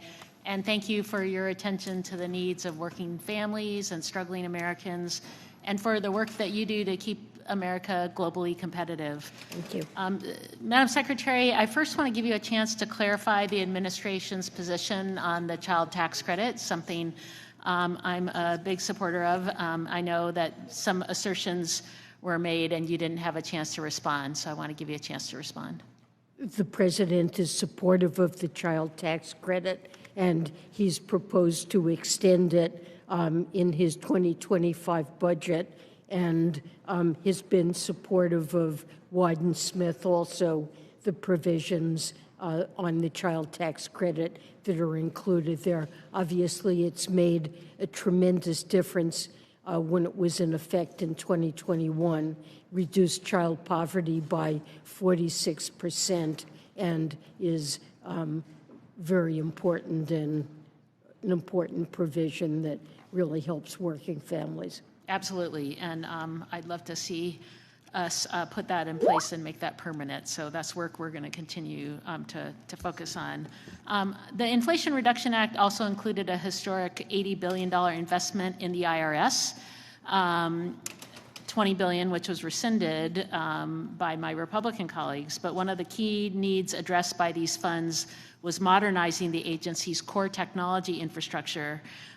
As this technology is updated, I wondered if you could speak about how are emerging technologies like artificial intelligence being integrated into the IRS's work to provide services to taxpayers and to enforce tax laws, and how is the IRS addressing data privacy and security concerns inherent with such technologies?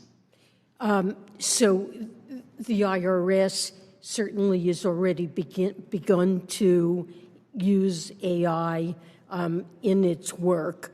I'm not an expert on this, but I know that they see great potential in terms on the enforcement side in being able to sift through tax returns of high-income filers and complex partnerships and corporations, and to identify which ones would be good candidates for audits and trying to uncover fraud and close the tax gap.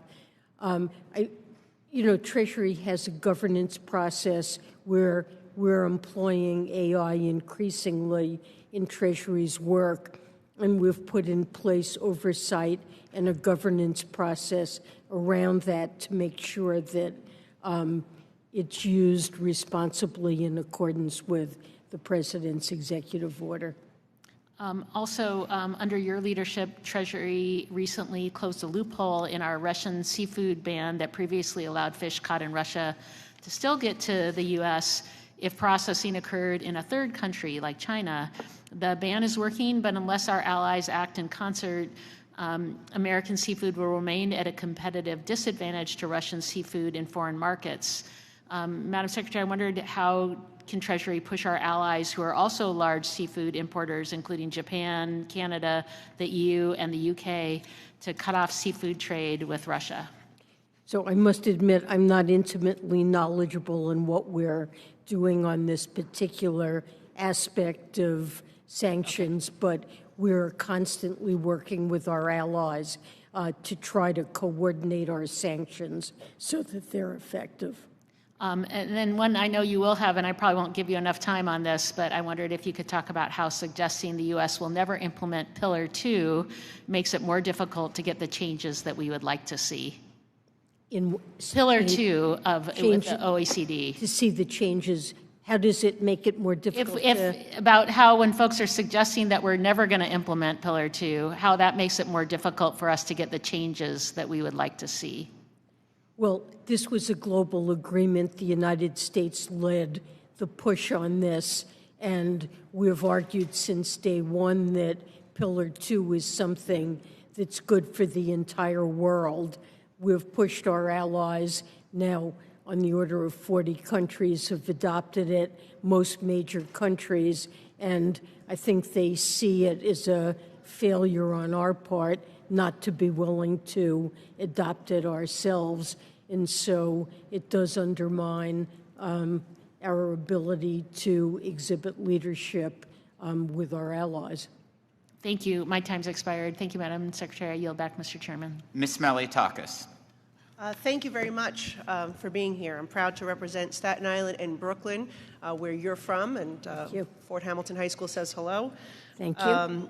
And I wanted to speak with you specifically about fentanyl and the involvement of the Communist Chinese Party. I know you recently returned from a trip from fentanyl. You specifically talked about the money laundering that is involved. We know that Communist China is subsidizing the production of these fentanyl analogs that are now illegal in the United States and in China, but yet they are exporting it, killing, as you know, 100,000 Americans annually. A lot of it is going through the drug cartels in Mexico, in particular when they're subsidizing the production of this fentanyl in China. NPP and ANPP are two fentanyl precursors that we know specifically the Mexican drug cartels are using. So according to the Congressional Research Service, U.S. destined illicit fentanyl appears to be produced clandestinely in Mexico using these chemical precursors from China. Earlier this month, you reported on your trip that you were creating a joint treasury, People's Bank of China cooperation and exchange on money laundering. So just wanted to know where this group is at, what you think we'll be able to derive from this to help save these American lives that are being lost, sadly, because of this interaction between the CCP and the Mexican drug cartels. So I think fentanyl is a critical issue, as you've indicated, and Treasury is doing everything that we can to stem the flow of precursors from China to Mexico and the illegal sale of fentanyl from Mexico into the United States. I've also visited Mexico to discuss the fentanyl issue and to enhance our cooperation with them. In the case of China, President Biden and President Xi, when they met, I guess it was in November, in Woodside, agreed to jointly tackle fentanyl, which was a very good development. Meetings have been taking place. As you noted, in my recent trip, I guess it was 2 weeks ago to China, we agreed to establish a special work, sort of dialogue or work plan around illicit finance. We've had one meeting so far that's been devoted to that topic, and fentanyl certainly is one of the key issues, although we're looking more broadly at illicit finance beyond fentanyl. But China's agreed to cooperate with us to try to stem the sale of these precursors into Mexico and other places. And this is an area of cooperation. So it's your understanding that these money laundering organizations in the PRC are acting outside of the CCP's control? I think so. I don't. It's not my understanding that the CCP is positively directing this activity, but that it is taking place among Chinese firms. And we need their cooperation to clamp down on those firms. We've sanctioned some, but there are many smaller firms in China that I believe are involved in producing these precursors and other equipment that's needed. The U.S. Department of Treasury, the Office of Foreign Assets Control, has so far sanctioned more than 65 mainland China or Hong Kong-based persons for illicit fentanyl trafficking. And we also seen the DOJ take some action indicting 3 of the PRC-based companies. So I'm glad to see that we're having some action taken. Any of these firms, again, everything in China obviously has the government's involvement in it. So my concern is more that the manufacturers of this fentanyl are being subsidized by the government. They obviously control the banks in China. And then on top of it, these PRC-based companies.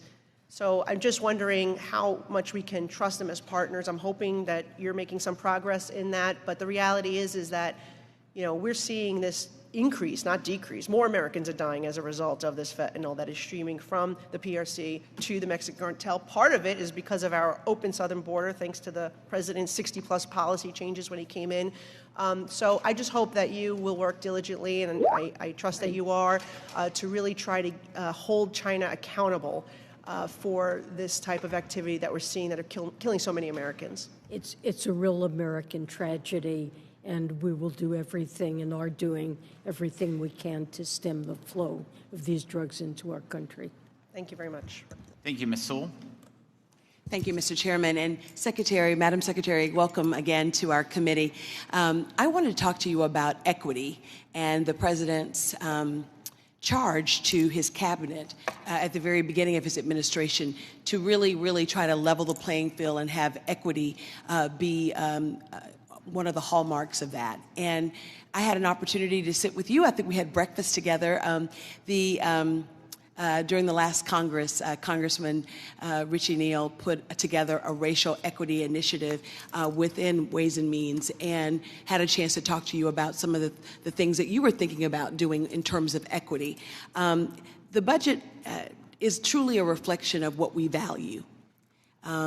We spend money on those things that we value. I want to commend this administration and yourself for including in this budget expanding the earned income tax credit, the child tax credit, the low-income housing tax credit. I was a bond lawyer before I was a member of Congress, and new market tax credits are a way to really help depress and distress communities. Can you talk a little bit about how the earned income tax credit and the low-income tax housing tax credit will seek to level the playing field and our equity initiatives within Treasury, frankly? Thank you. I think all of the initiatives that you mentioned, the new markets tax credit, which we're proposing to make permanent, and also add a track that would be particularly focused on the most distressed communities. The earned income tax credit would be extended to single individuals with low incomes. It was done in the ARP, yes, and this would make that permanent. Of course, the child tax credit has been critically, when it was expanded in 2021, critically important in reducing child poverty, reduced it by 46%. And amazing. And so the fact that in the FY25 budget, that you would actually make permanent the earned income tax credit, and some of those are very, very important. I noticed also that the President's budget provides a new mortgage relief credit. Can you talk a little bit about what that one is? Well, homeownership for people who don't already own homes, first-time buyers, is almost prohibitively expensive. First of all, mortgage rates have been so low for so long that it's created a kind of lock-in across much of the country where people don't want to sell their homes to buy new ones because they'll lose the benefit of the low mortgage rates they've locked in. And then with house prices having gone up, and now with much higher interest in mortgage rates, it's almost impossible for first-time buyers. So the President has proposed a pair of tax credits. One would go $10,000, I believe, to purchases of new homes, and the other would go to individuals who are willing to sell their homes to try to get rid of some of that lock-in. But we know that affordable housing, and especially starter homes, is an area where we really need to do a lot to increase availability. Increase availability and also access, as well as making sure that we're leveling the playing field so that all Americans have an opportunity to live the American dream. Yes. Going back to the new market tax credits, I represent my home district, Alabama 7th District, and we've utilized new market tax credits to help underserved urban, but also rural parts of my district to actually we're beneficiaries of this. As you know, new market tax credits really let cities and counties and nonprofits to given an opportunity to really help a distressed area. Can you talk a little bit about why that permanency with new market tax credits is so critical? I think because this is intended to generate private investment and is very successful in doing it, knowing that the program will be there over time, I think generates much more interest in the part of the private and more certainty. sector. Yeah, right. Absolutely. Thank you so much. I yield back the balance of my time. Ms. Miller. Thank you, Chairman Smith and Ranking Member Neal.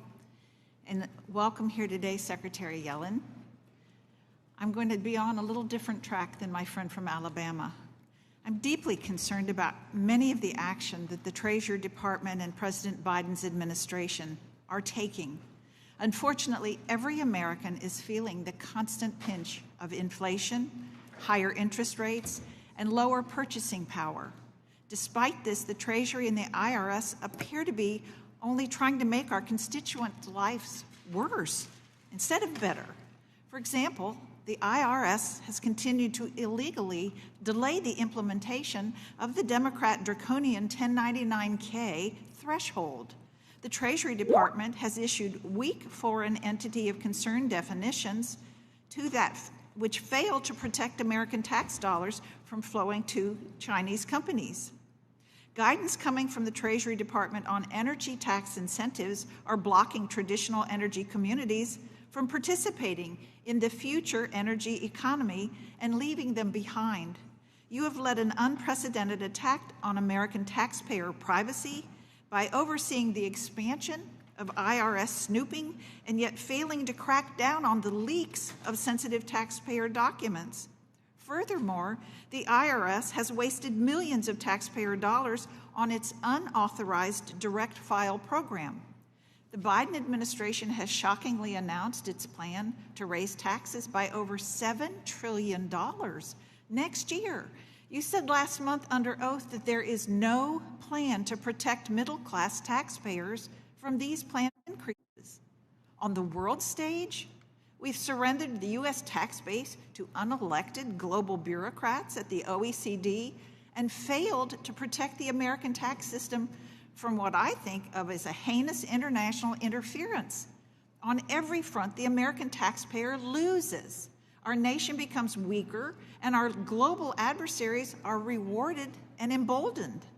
Secretary Yellen, I'm deeply concerned about our domestic industry's reliance on Chinese technologies and investments.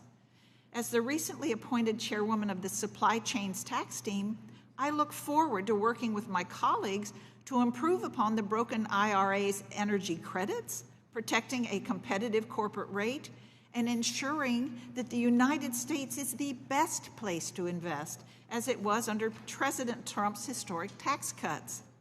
I've introduced 2 bills, the Protecting American Advanced Manufacturing Act and the End Chinese Dominance of Electric Vehicles Act, to improve on the Foreign Entity of Concern definitions for the 45X and the 30D tax credits, respectively.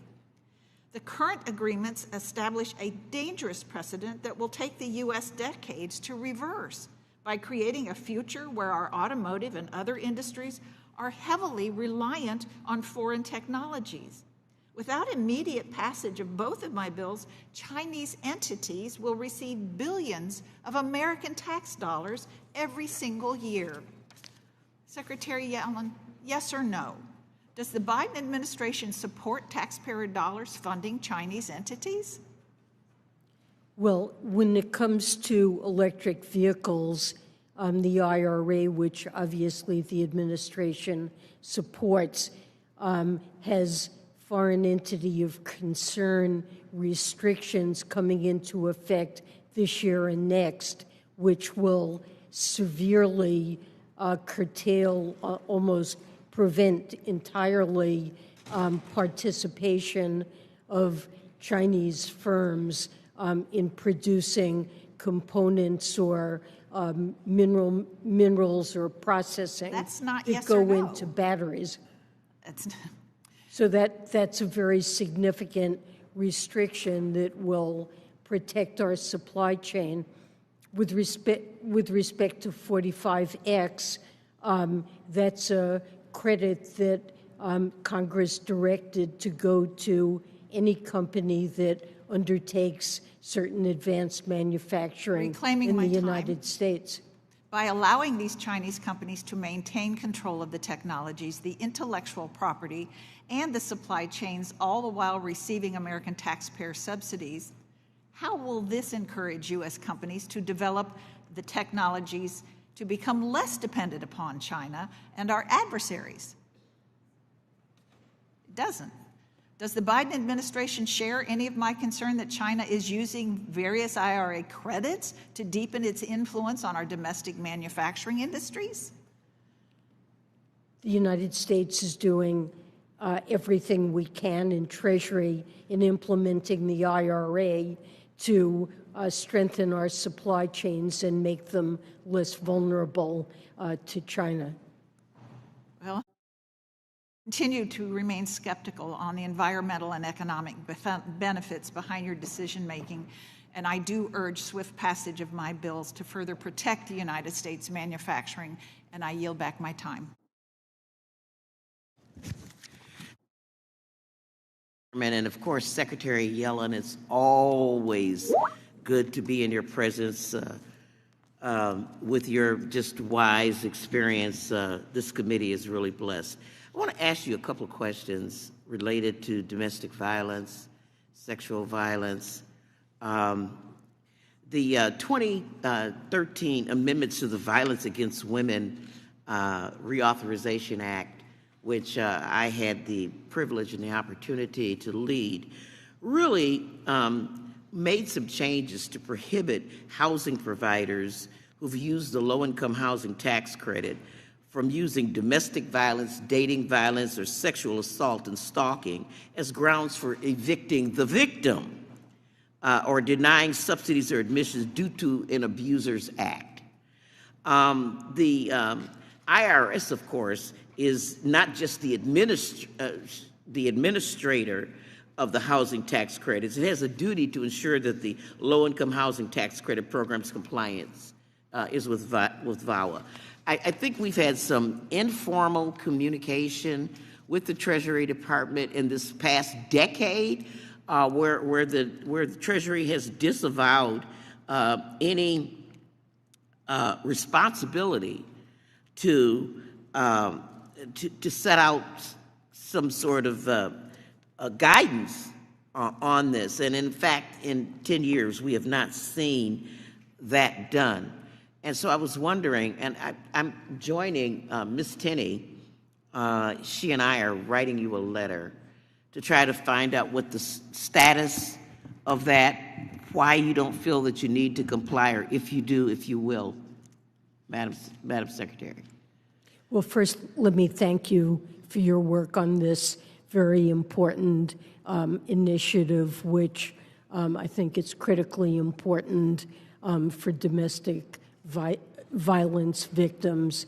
And the reauthorization explicitly extended VAWA's protections to applicants and tenants in LIHTC properties. Now, if there are specific issues or guidance that you think is necessary, I'd like to put you or your staff in touch with people at the Treasury and IRS, and we would be glad to work with you. Well, thank you with that, because the national housing authorities have put together some sort of guidance that seems to be working, and we will share that with you.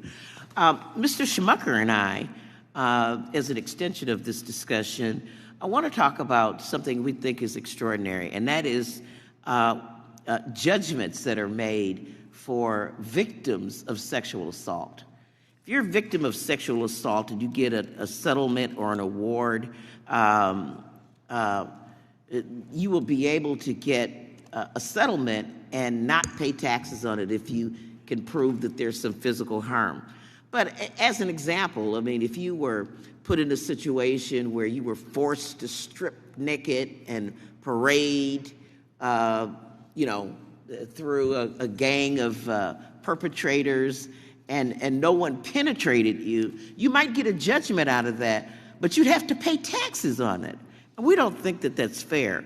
And so we are looking, Mr. Smucker and I, to changing the law so that there's a presumption of a physical abuse that would meet the requirements for some kind of income exclusion.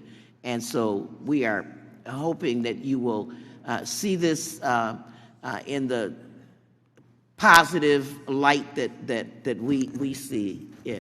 With that statement, more. That's exactly right. China's state-backed solar industry is flooding the global market with cheap products, undercutting our American workers at a time when we're trying to build that capacity.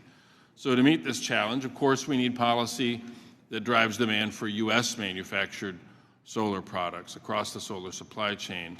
And we can do this with strong domestic content rules. And so my question to you comes out of a concern that domestic content guidance may leave out some critical pieces of the solar supply chain. And so I'm curious what Treasury's plan is to ensure that the final domestic content guidance for solar facilities incentivizes onshoring of the full U.S. solar supply chain and reduces our dependence on China for components like, for example, polysilicon or wafer. Can you comment on that? Sure. Well, we put out some initial guidance on domestic content. It was an interagency effort, and we relied heavily on advice from the Department of Transportation in applying the Buy America rules that are referenced in the text of the IRA in determining the categorization of clean energy products. We also consulted with the Department of Energy. Now, we've gotten a lot of public feedback. Some of it, much of it is from stakeholders throughout the solar supply chain, and this is feedback we will take into account as we revise the regulations. I do very much appreciate that. I think it's such an important element to make sure that we're looking at the entirety of that supply chain, because there's a lot of American jobs that could be stood up simply on some of those elements. And I wonder if you could also comment on another subject that you and I have discussed before, and that's the 48D semiconductor investment tax credit, making sure that we expand the U.S. supply chain for semiconductors starts with polysilicon. And again, you and I have discussed this, a substance that's 99.5% of semiconductor chips. The U.S. has a technological advantage on polysilicon production, but China and other countries are catching up, and that's one of the reasons that the new tax credit in the CHIPS and Science Act is intended to spur that investment in the semiconductor supply chain. And so I wonder if you might comment on your willingness of Treasury to continue to work with us on final guidance for the 48D tax credit that supports those critical elements of the semiconductor supply chain. And as you know, for me, it's important that that include American-made chip-grade polysilicon. So again, I would say that we put out some proposed rules and received a lot of feedback. We explicitly asked questions about the appropriate scope. I'd also say that the Department of Commerce that administers a grant program, we're coordinating closely with them to make sure we cover the entire supply chain. I can't preview the likely final rules, but we have been very attentive to comment that we've received on this. I very much appreciate that. And as you know, Congress takes these actions. We have an interest in the implementation process. It's the responsibility of the administration, but we have an interest as the authors of the legislation to ensure that congressional intent is being realized. So I appreciate your willingness to work with us, and I particularly appreciate your service to our country in the various roles that we work together. You do a fine job and are doing a particularly fine job at this hearing. Thank you so much, Congressman Kildee. I appreciate that. Mr. Stubbe. Thank you, Mr. Chairman. Madam Secretary, on March 6, 2024, the Committee on Judiciary and Select Committee on the Weaponization of the Federal Government released a staff report on the financial surveillance in the United States. Have you had a chance to review that? I'm aware of it, but I haven't reviewed it in detail. Well, I would encourage you to read it because it's pretty appalling to the American people. Last week, Chairman Jordan sent you a letter regarding the financial surveillance without a warrant of American citizens. The date, actually, let me go back. So, Mr. Chairman, can I add that report to, I ask unanimous consent to add that report to the record? Without objection. Last week, April 24th, Chairman Jordan sent you a letter regarding the financial surveillance without a warrant of American citizens. Are you in receipt of that letter? We are in receipt. Have you read it? I've looked at it. You've looked at it? Does that mean you've read it, or is Yes. that? Okay. Do you intend to provide the committee with the SARs as requested in that letter?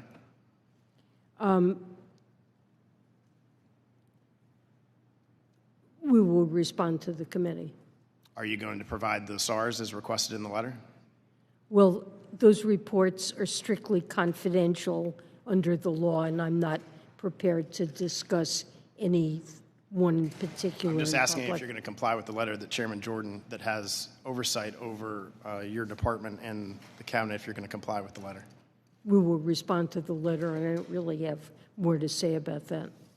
Under the Biden Secrecy Act, the Financial Crimes Enforcement Network, an agency under your control at the Department of Treasury, receives vast amounts of data covering millions of financial transactions involving everyday Americans. Is that correct?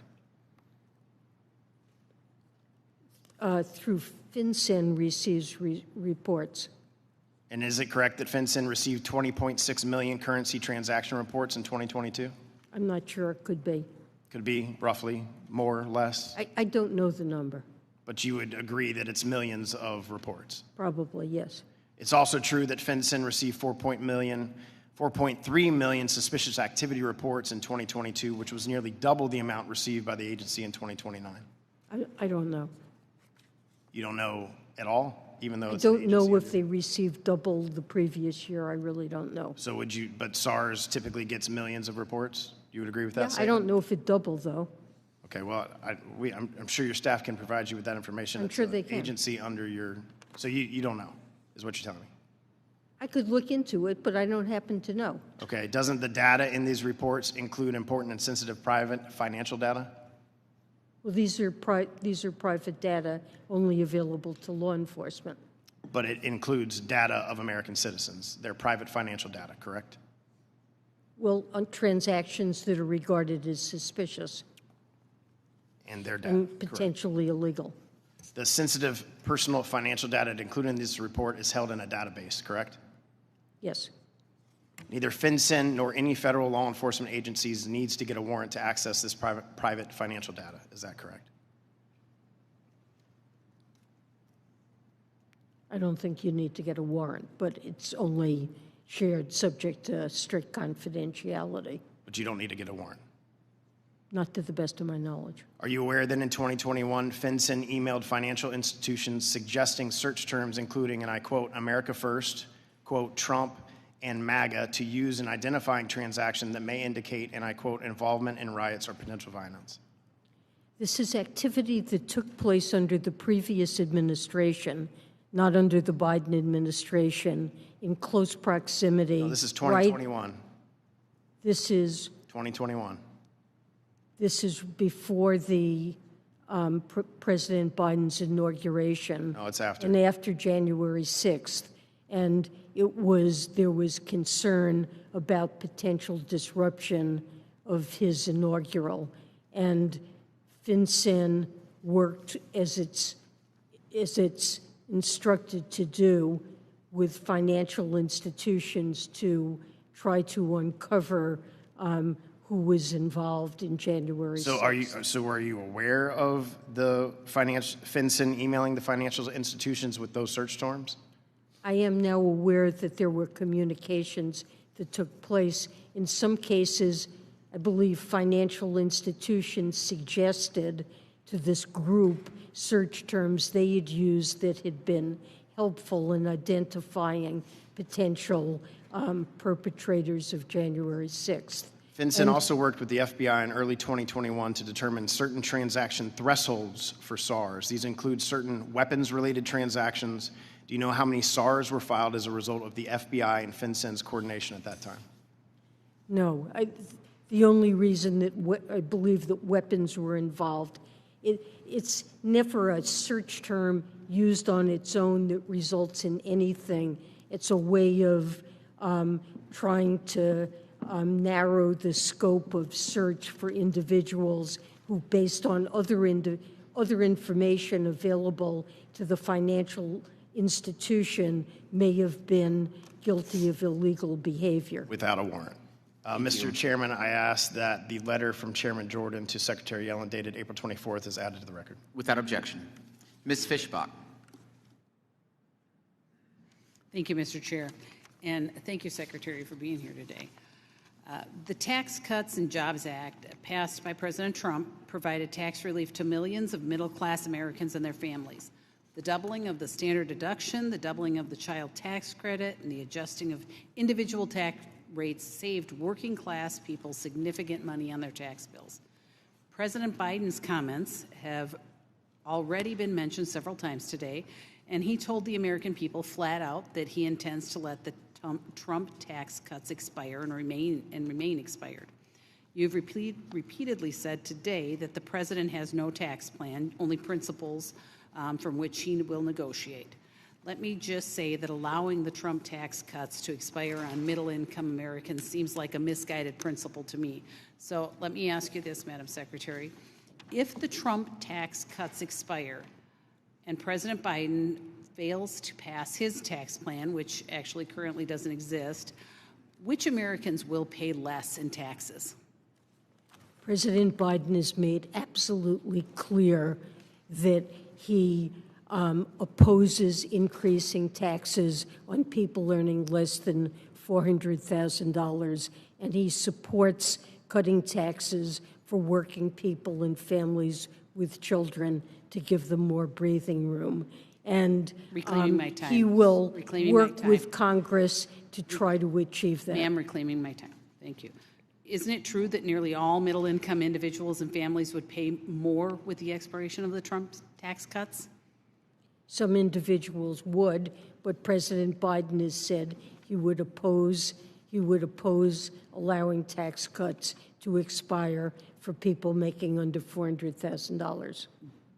But my understanding, though, is that he doesn't really have a tax plan. He just has ideas. And so how are you going to translate translate that into what? There will be a negotiation over what to do when these tax cuts expire. And the president, as he does in many other situations, will negotiate with Congress. But I think that if you let these expire, you are going to see increases. You are going to see increases. And without an alternative, I mean, we just right now, what you're saying is there's just an idea out there. There are right now, principles. there are principles. Okay, principles. Same thing.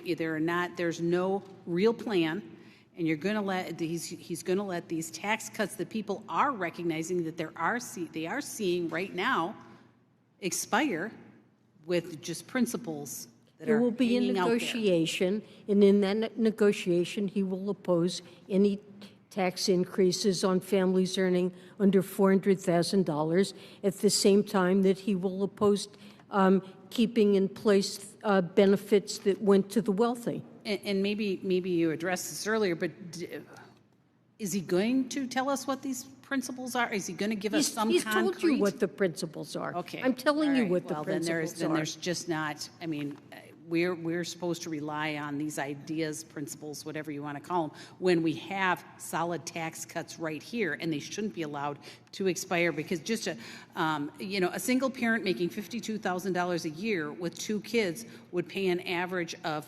$1,474 more in taxes if these expire. A married couple with 2 kids making $85,000 a year would pay on average of $1,661 more in taxes if these expire. A retired married couple making $48,000 a year would pay an average of $340 more in taxes if these expire. That's real dollars to these people, and that are paying these taxes and are recognizing and are seeing these breaks under the Trump tax cuts. And so to just say that for the president just to say he's going to let them expire doesn't seem very responsible, because these are real people that are paying that would pay more taxes. And so I guess we just are supposed to rely on the principles and the idea that he'll come up with something through negotiation to help these people. So with that, I yield back. Mr. Schneider.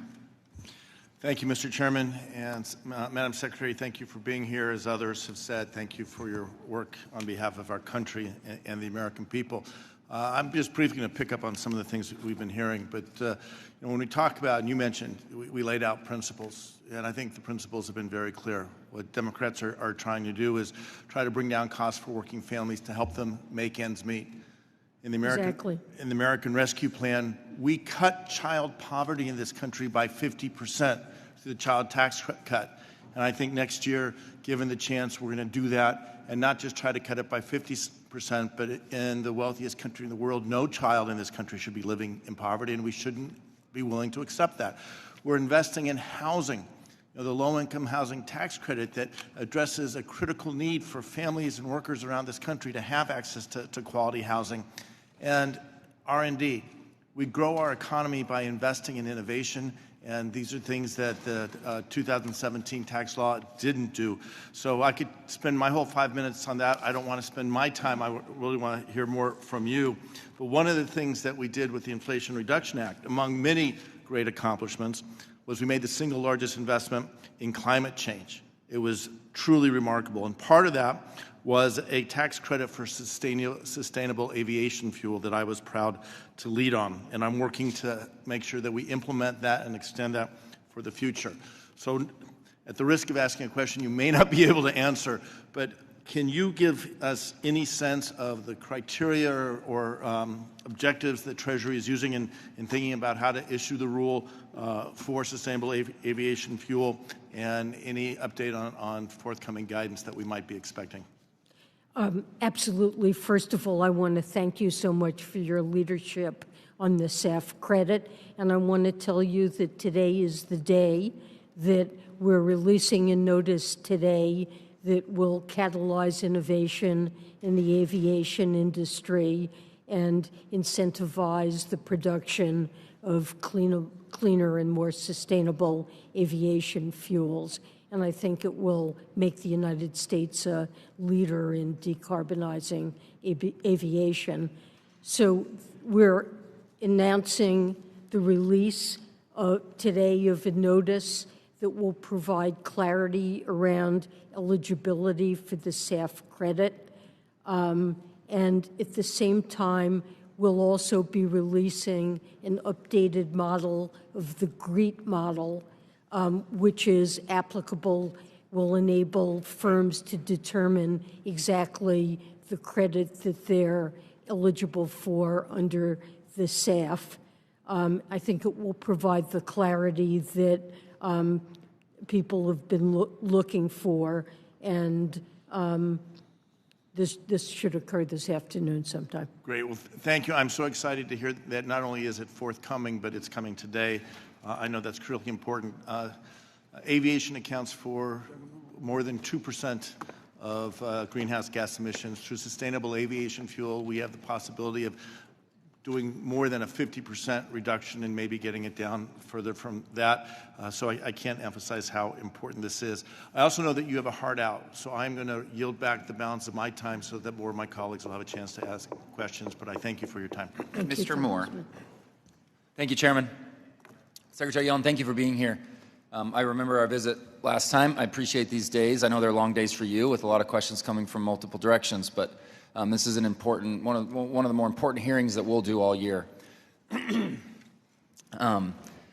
So this is going to sound like a gotcha question to start off with. It is not. I want to expound on it and have a really thoughtful discussion on the corporate tax rate because it's based on our conversation last time and a continuation of that. But would you agree, can we at least say that we agree that tax policy does have an impact on our economy?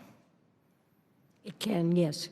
Tax policy does have an impact. So this is the part that's frustrating me as I hear from my Democratic colleagues today about, we've got such a great economy today, and we've had such a great strong recovery and all this kind of the bare bones of our economy are still in place from the 2017 Tax Cut and Jobs Act. We saw strong economic growth. We saw real wage growth come from the 2017 Tax Cut and Jobs Act, and I can speak so favorably about it. I wasn't even in Congress then, so I'm not even boasting about this. As I watched COVID hit and threw everything off into the world, and then when Democratic control took over in 2021, there was massive spending, but the same tax code, the same tax rate still existed. Some things were starting to trail off. I hope to be able to reestablish the R&D tax credits as well as everybody on this committee, basically. But we have seen a strong economic recovery. Unemployment is low, and I can absolutely point that to the fact that we have had a consistent, simpler tax code that strengthened middle class and lower income Americans since 2017. The part that concerns me is a book that I recently read. It's called Never Split the Difference. The tax rate was 35%. 2017, we lowered it to 21, and now President Biden just wants to do 28.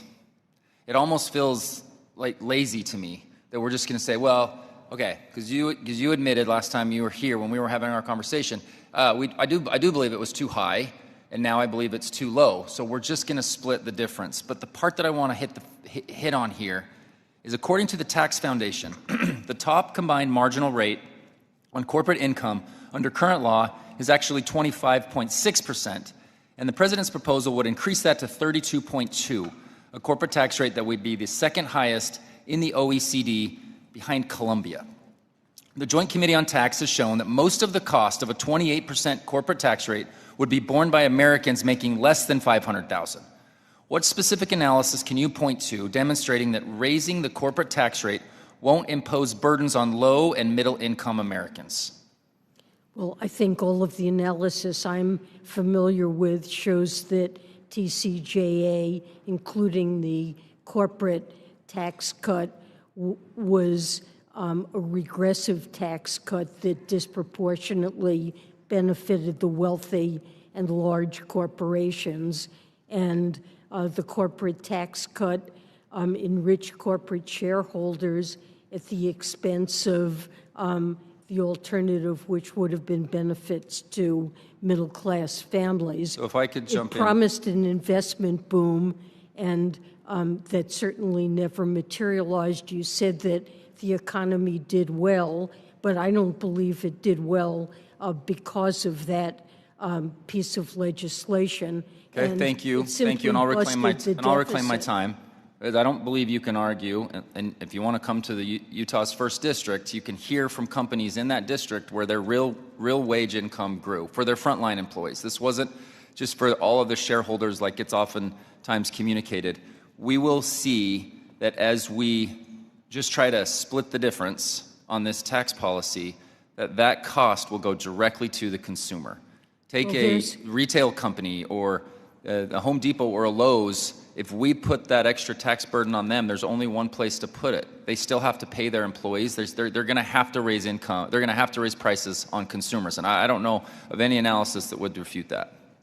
Well, there's an interesting recent paper that shows that there were some benefits that went to wage earners from the corporate tax cut, but it was almost exclusively to the highest income earners within corporations, that virtually none of it went to the massive workers at these firms. And that hasn't been my experience talking to actual companies in my actual district. I know it's considered a strong talking point from my colleagues on the left, but that hasn't been the experience companies had.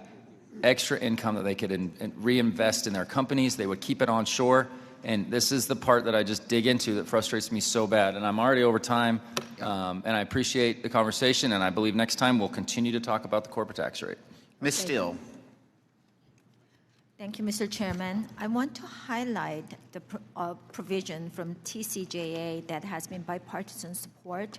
Foreign derived intangible income deduction, or FDII, incentives companies to keep intellectual properties here in the United States.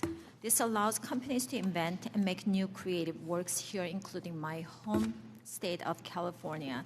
We are also competing with countries provide massive tax incentives to attract innovative companies.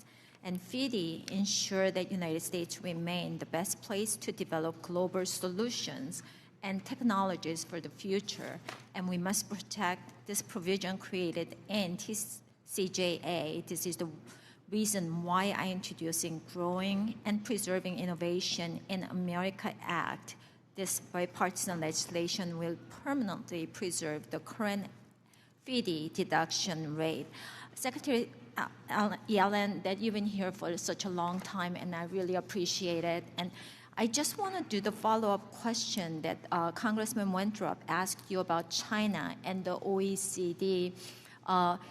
That under TCJA, that U.S. corporate tax lowered to 21%, and China is 25%, but there are actually certain companies up to 15%. So they're kind of like a corporate tax rate is low. If the United States raises corporate tax rate to 28%, and we adopt the new global minimum tax rate, the U.S. will forfeit tens of billions of dollars that we've been talking about. That Pillar 1, we're going to lose about $120 billion, and Pillar 2, about $40 billion. And, you know, actually, we did the Codel trip to France and Germany. French government didn't even want to meet us because they are gaining about $4 to $5 billion from these the Pillar 1 and Pillar 2. So this will hurt the U.S. economy, I believe. And the plan being discussed fails to hold China accountable, since I'm on Select Committee on China. So we've been really watching it, that, you know, what's going on with China. So if I heard right, that you assume earlier that China will join the OECD agreement, what assurances do you have that they would truly comply with the rules and not continue to abusing the system like they have done so many times on the international level? And why should we give the CCP on economic advantages on the back of American taxpayers? Okay, well, you covered a lot of different things, but let me respond on China and Pillar 2. You know, this is an agreement that contains an enforcement mechanism. That's one of the reasons it's so powerful. If a country doesn't go along with it, doesn't raise their minimum tax rate on their multinationals to the agreed upon level, other countries that have complied and put it into effect can tax firms based in countries that are not going along with it. That applies to China. If China doesn't raise taxes on its multinationals and they operate in the United States, the U.S. will impose taxes by, it's called the undertaxed payment rule. We will impose taxes on those Chinese corporations, and we'll collect the tax revenue, and we will make sure that those companies do pay a 15% minimum tax so that they don't have unfair competition with our companies. Now, if China imposes the tax, they can collect the tax revenue. But if they won't do it, we're going to collect the tax revenue, and we're going to tax the Chinese firms. And this works to our advantage, not to China's. I'm not really sure that, China's been always like, for them, that stealing is much cheaper than, researching, and it just takes longer time. It's much faster. So I don't know they can really follow the rules and then they're going to raise taxes to comply the global minimum tax. So having said that, I want to go to my question that another expiring provision in the TCJA is enhanced standard deduction. This is a guaranteed tax deduction for hardworking Americans who want to file simple tax returns. And you were talking about actually simple tax returns that about 140,000 people filed it because the IRS system that it's been changed. If this provision expires, taxes will go up on hardworking families. Do you support the increased standard deduction created by TCJA and support keeping these individual tax cuts for hardworking Americans making less than $400,000 who do not want to maneuver a more complex tax system that exists? The gentlelady's time has expired. The president supports no tax increases on families making under $400,000. I'll just make just one statement because most of new audits from IRS are targeted more on the making taxpayers making under that's $200,000, so that $400,000 kind of like assumed numbers. But you know what? Having said that, I have a few questions and I'm going to submit in writing. Thank you. The gentleman from Pennsylvania, Mr. Evans, is recognized for 5 minutes. Thank you, Mr. Chairman. Will the gentleman suspend? We have about 28 minutes left of your time, Madam Secretary, so we're going to try to keep it on time going forward here, and I would appreciate all the members to respect that time. Thank you. I don't have to. Go ahead, Mr. Evans. Thank you, Mr. Chairman. I have to leave at 2:15. 2:15. We better talk fast then. Thank you, Mr. Chairman. I thank you, Madam Secretary, for being here today. I want to talk about Social Security, one of the most foundation anti-poverty programs that our country has ever created. Something I want to stress that it is an earned benefit.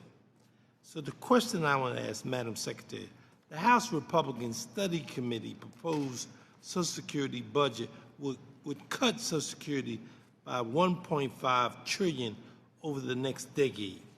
Can you please describe how this plan would impact the recipients for whom Social Security make up either the majority or the entire of their income for retired years? Well, Social Security is a critical program that keeps millions, tens of millions of people who are retired, our seniors, out of poverty. And President Biden has made it clear he would never support cuts in benefits to those individuals. So what exactly, in your mind, that you think this House Republican Study Committee is attempting or suggesting? You have any idea what you think they're trying to suggest? I'm not sure exactly what they are suggesting, but they may be suggesting benefit cuts, raising the retirement age. I'm not sure what's in their list of suggestions. That's basically what I want to get an understanding. If you don't have an idea, we don't have an idea. So I want to be very clear. We thank you for all that you have done, and we thank for the service that you have done. We really appreciate and value that. Thank you. Yield back to you, Chairman. Thank you, Congressman. Thank the gentleman from Pennsylvania. By the way, I chair that committee, so if you need to help on what that policy is doing, I'd love to sit down and chat with you. With that, I recognize the gentleman from Pennsylvania, Mr. Fitzpatrick. Thank you. Thank you, Secretary Yellen. Thank you for testifying here today on the President's budget for fiscal year 25. Secretary Yellen, in the current budget plan outlined by this administration, it assumes that the tax cut and jobs provisions will expire at the end of 2025, and under that plan, the child tax credit and the standard deduction both would be cut in half. So my first question, Secretary Yellen, could you walk me through this decision by the administration and how you plan to protect the economic security of Americans who qualify, as it is Americans on the lower end of the economic scale that benefit the most from these two provisions? Well, the President's budget is built on a baseline that assumes, as is in current law, that features of TCJA expire. And he makes a number of proposals, but he hasn't offered a detailed plan for how he would meet his pledge to make sure that no family earning under $400,000 would see an increase of their taxes when that occurs. He has articulated principles that he would take into a negotiation.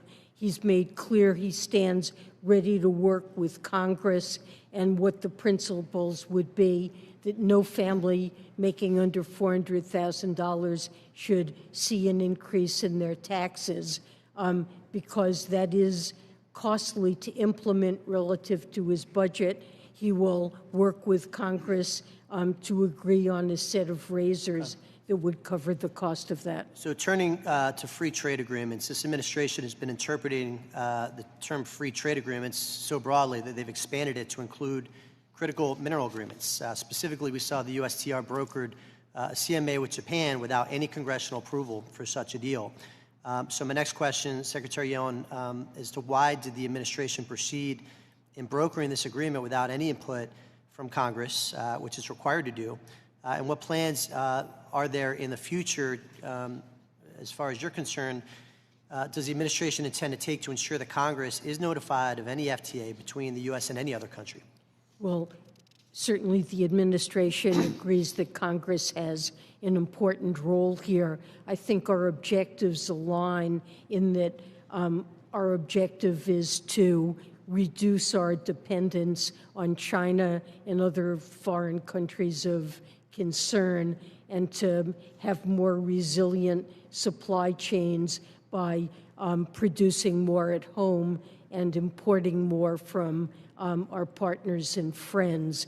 And in that regard, especially when it comes to critical minerals that we're short of or lack, we're looking to expand sources of supply among our friends.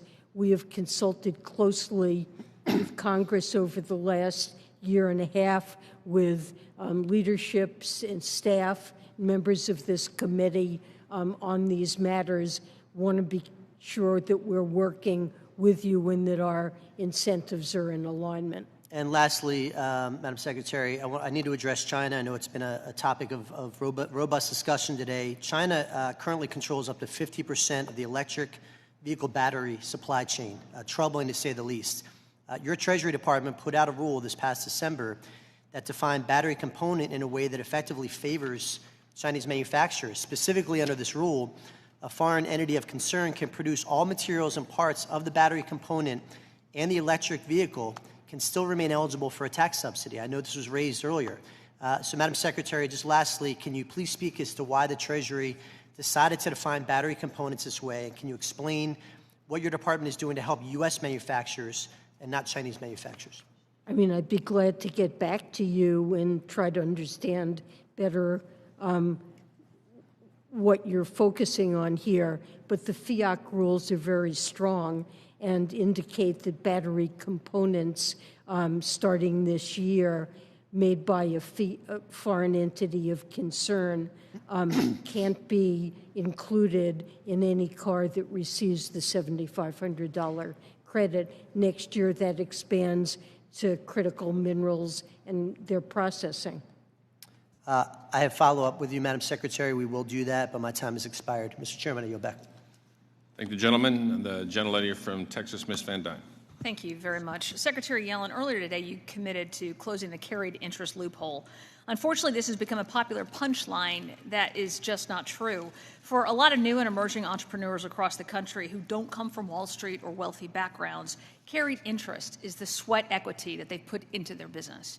It's the work that they've put into growing their business. And I look forward to working with my tax team colleagues to better educate members of Congress on the opportunity that carried interest provides and the longstanding tax policy principles that it's based on. Last year, you testified and said, quote, progress has been made on inflation, but there was still work to be done, unquote.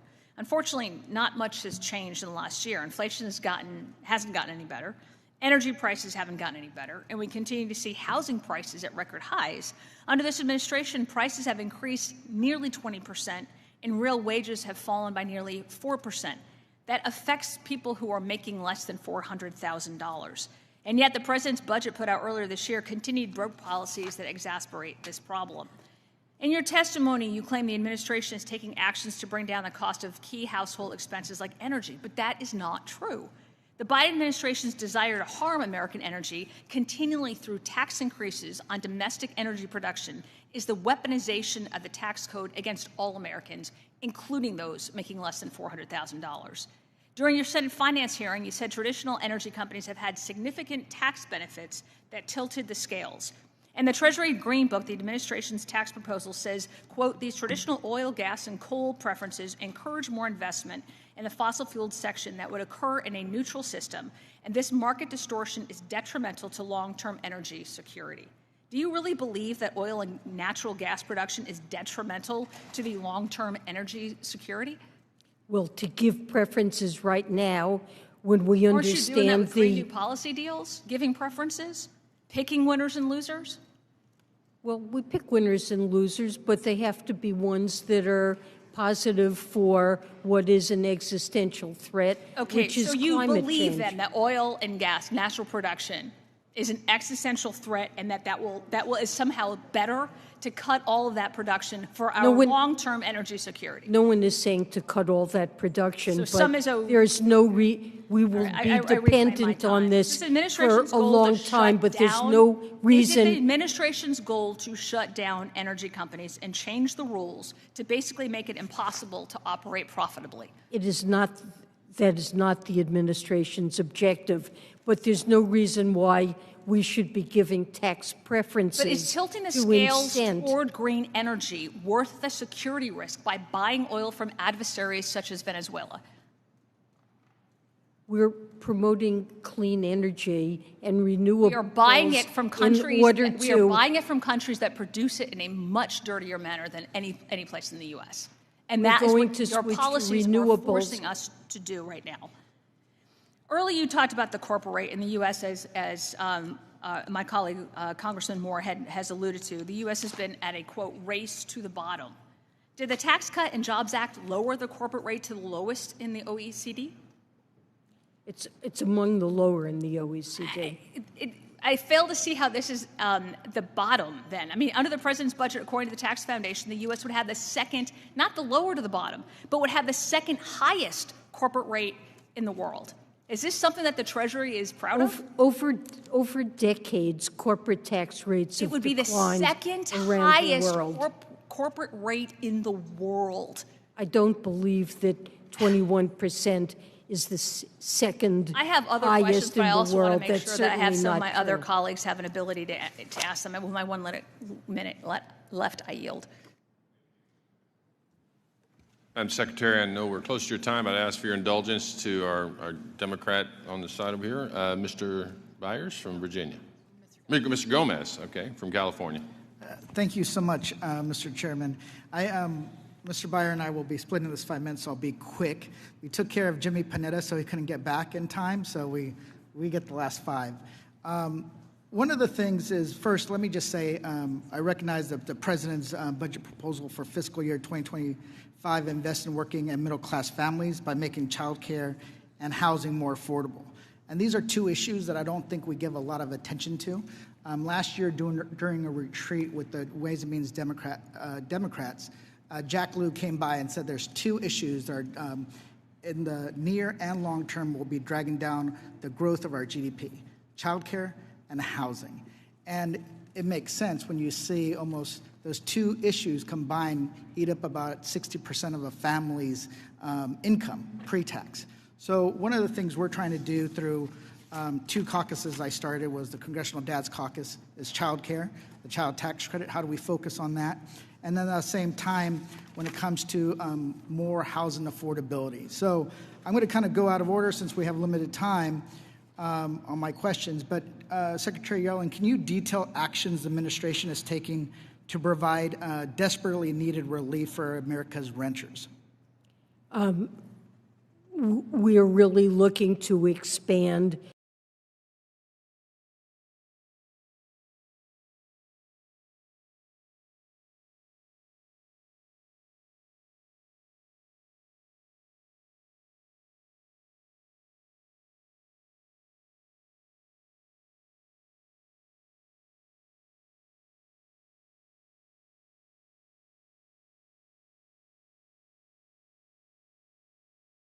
through any number of tax proposals. When it came to reducing child poverty in this country by making it fully refundable but also advanceable. I believe that refundable but also advanceable. I believe that advanceability is not given a lot of attention that it should get and should receive, because as a working class person, $200, $300, $500 a month means that you can use that for formula, diapers, all those monthly expenses. Would you agree that paying the CTC on a monthly basis, which I know that we can do, rather than yearly, would help maximize the CTC's power to help working families? Yes, it would. I think it was very important, and the Internal Revenue Service worked very hard to make sure they implemented that right away. It was in the middle of the pandemic, and it required an heroic effort, but it made a big difference, and we're very supportive of it. Thank you. With that, I'll yield the rest of my time to Mr. Beyer. Thank you, Mr. Gomez. Madam Secretary, I greatly appreciated seeing your proposal for a minimum income tax of 25% on the ultra-wealthy. I was proud to work with Steve Cohen to turn this into legislation, many co-sponsors. It is ridiculous that the wealthiest 0.001% of Americans on average pay effective rates in the single digits. Many of them pay nothing. Can you talk to us about how that minimum tax would work? Yes, the president's budget would impose a minimum tax of 25% on total income, and income would include unrealized capital gains. It would only apply to taxpayers with more than $100 million in wealth. And it would not require, for those taxpayers who have highly illiquid assets, they could defer payment of it. Others could pay in installments so that it wouldn't be a huge hit in the first year. But right now, many wealthy people really never pay taxes on that during their lifetime. They borrow against it, live very well, and often can pass it on with step-up of basis at death so that no one ever pays taxes on those gains. Thank you very much. One last question in 25 seconds. Are you thrilled with direct file so far? It's going great. It's gone really well. We're going to provide a thorough assessment, but all the anecdotal evidence we hear, people have really appreciated it, found it easy to use. It saved them on average $270 and something like 12 hours of work to file their taxes, and it's a great option. Thank you very much. I yield back. Thank you. Madam Secretary, this is your option. We have one member left. He can submit his questions. He'll give you those questions, or he can go now. Go for it. Thank you for your indulgence. Last one. Thank you, Secretary Yellen. I truly appreciate you being here and at least giving me some grace and giving me some time. Thank you very much. So last week, I sent you a letter on the decision by USTR to reverse digital trade policy at the WTO, which I'd like to submit for the record. With the decision, the USTR determined that it will no longer defend against foreign governments' demands for American businesses to locate facilities, equipment, employees, intellectual properties in those countries. In the Pillar 1 negotiations, market countries have sought taxing rights over companies selling into them, but those taxing rights are allocated on paper only, as we know. The local data storage requirements that would proliferate around the world do the opposite, reallocating taxing rights not on paper, but instead reallocating real economic assets that create a taxable presence in those countries. So this year's Green Book, the President notes the concern of undesired incentives to locate certain economic activities abroad. But if local data storage requirements are allowed to proliferate, U.S. businesses will face not only an incentive to invest abroad, but will require to do so. This newly allowed method of discriminatory targeting of the U.S. companies for tax revenue is going to cost us, obviously, jobs and investment and IP transfers. So my question is, Secretary Yellen, did the Department of Treasury consult with USTR on the likely tax and economic impacts of this decision? I mean, did you guys work together? Did you talk about it at all? Well, this was really USTR's decision, and I honestly have to defer to USTR when it comes to Ambassador Tai's position that she's taken on the, you're talking about the WTO situation with digital trade.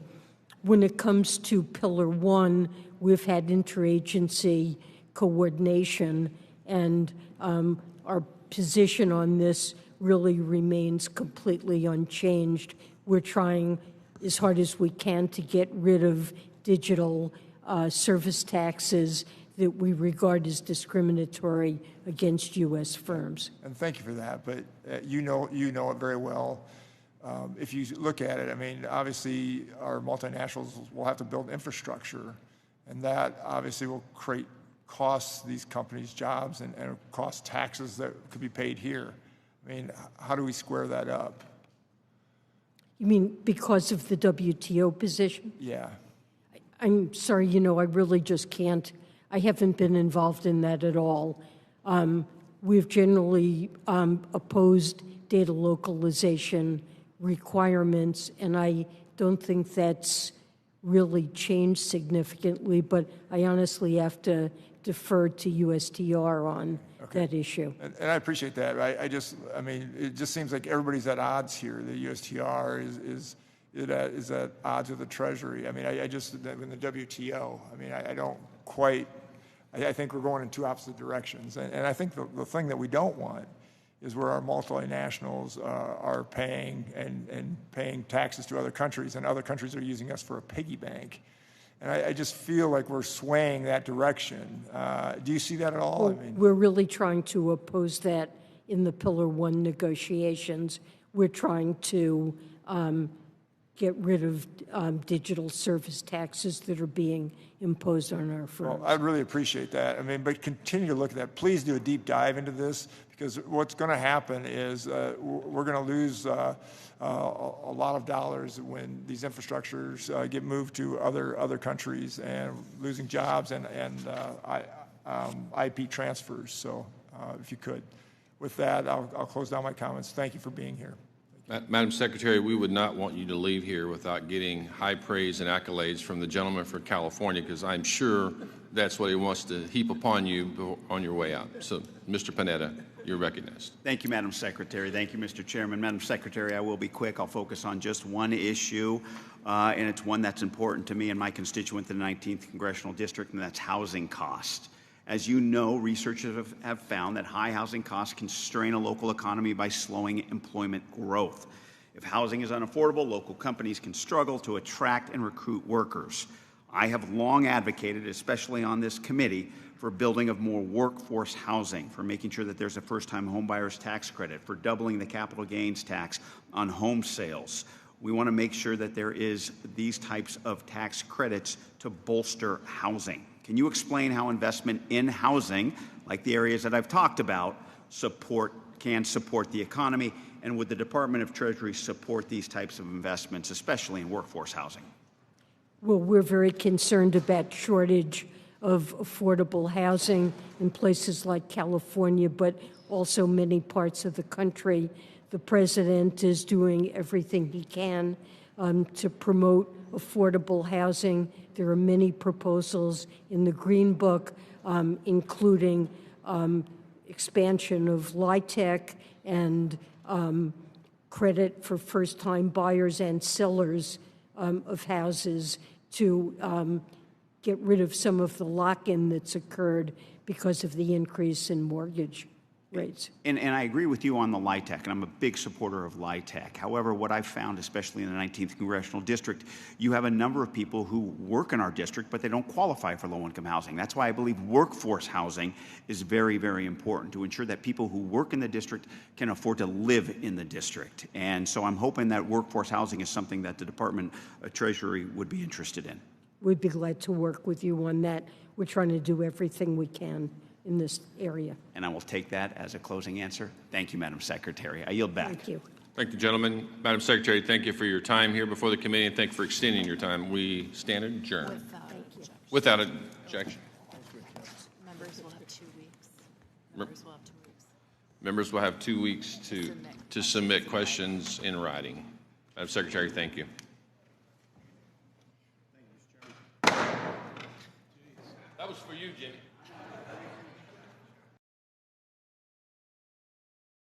Hey everyone, welcome. I'm going to speak ever so briefly from the podium. My name is Joseph Mikett. I'm the Director of the Energy Security and Climate Change Program at the Center for Strategic and International Studies. I want to welcome you today to our program, and those joining us online, you're welcome as well.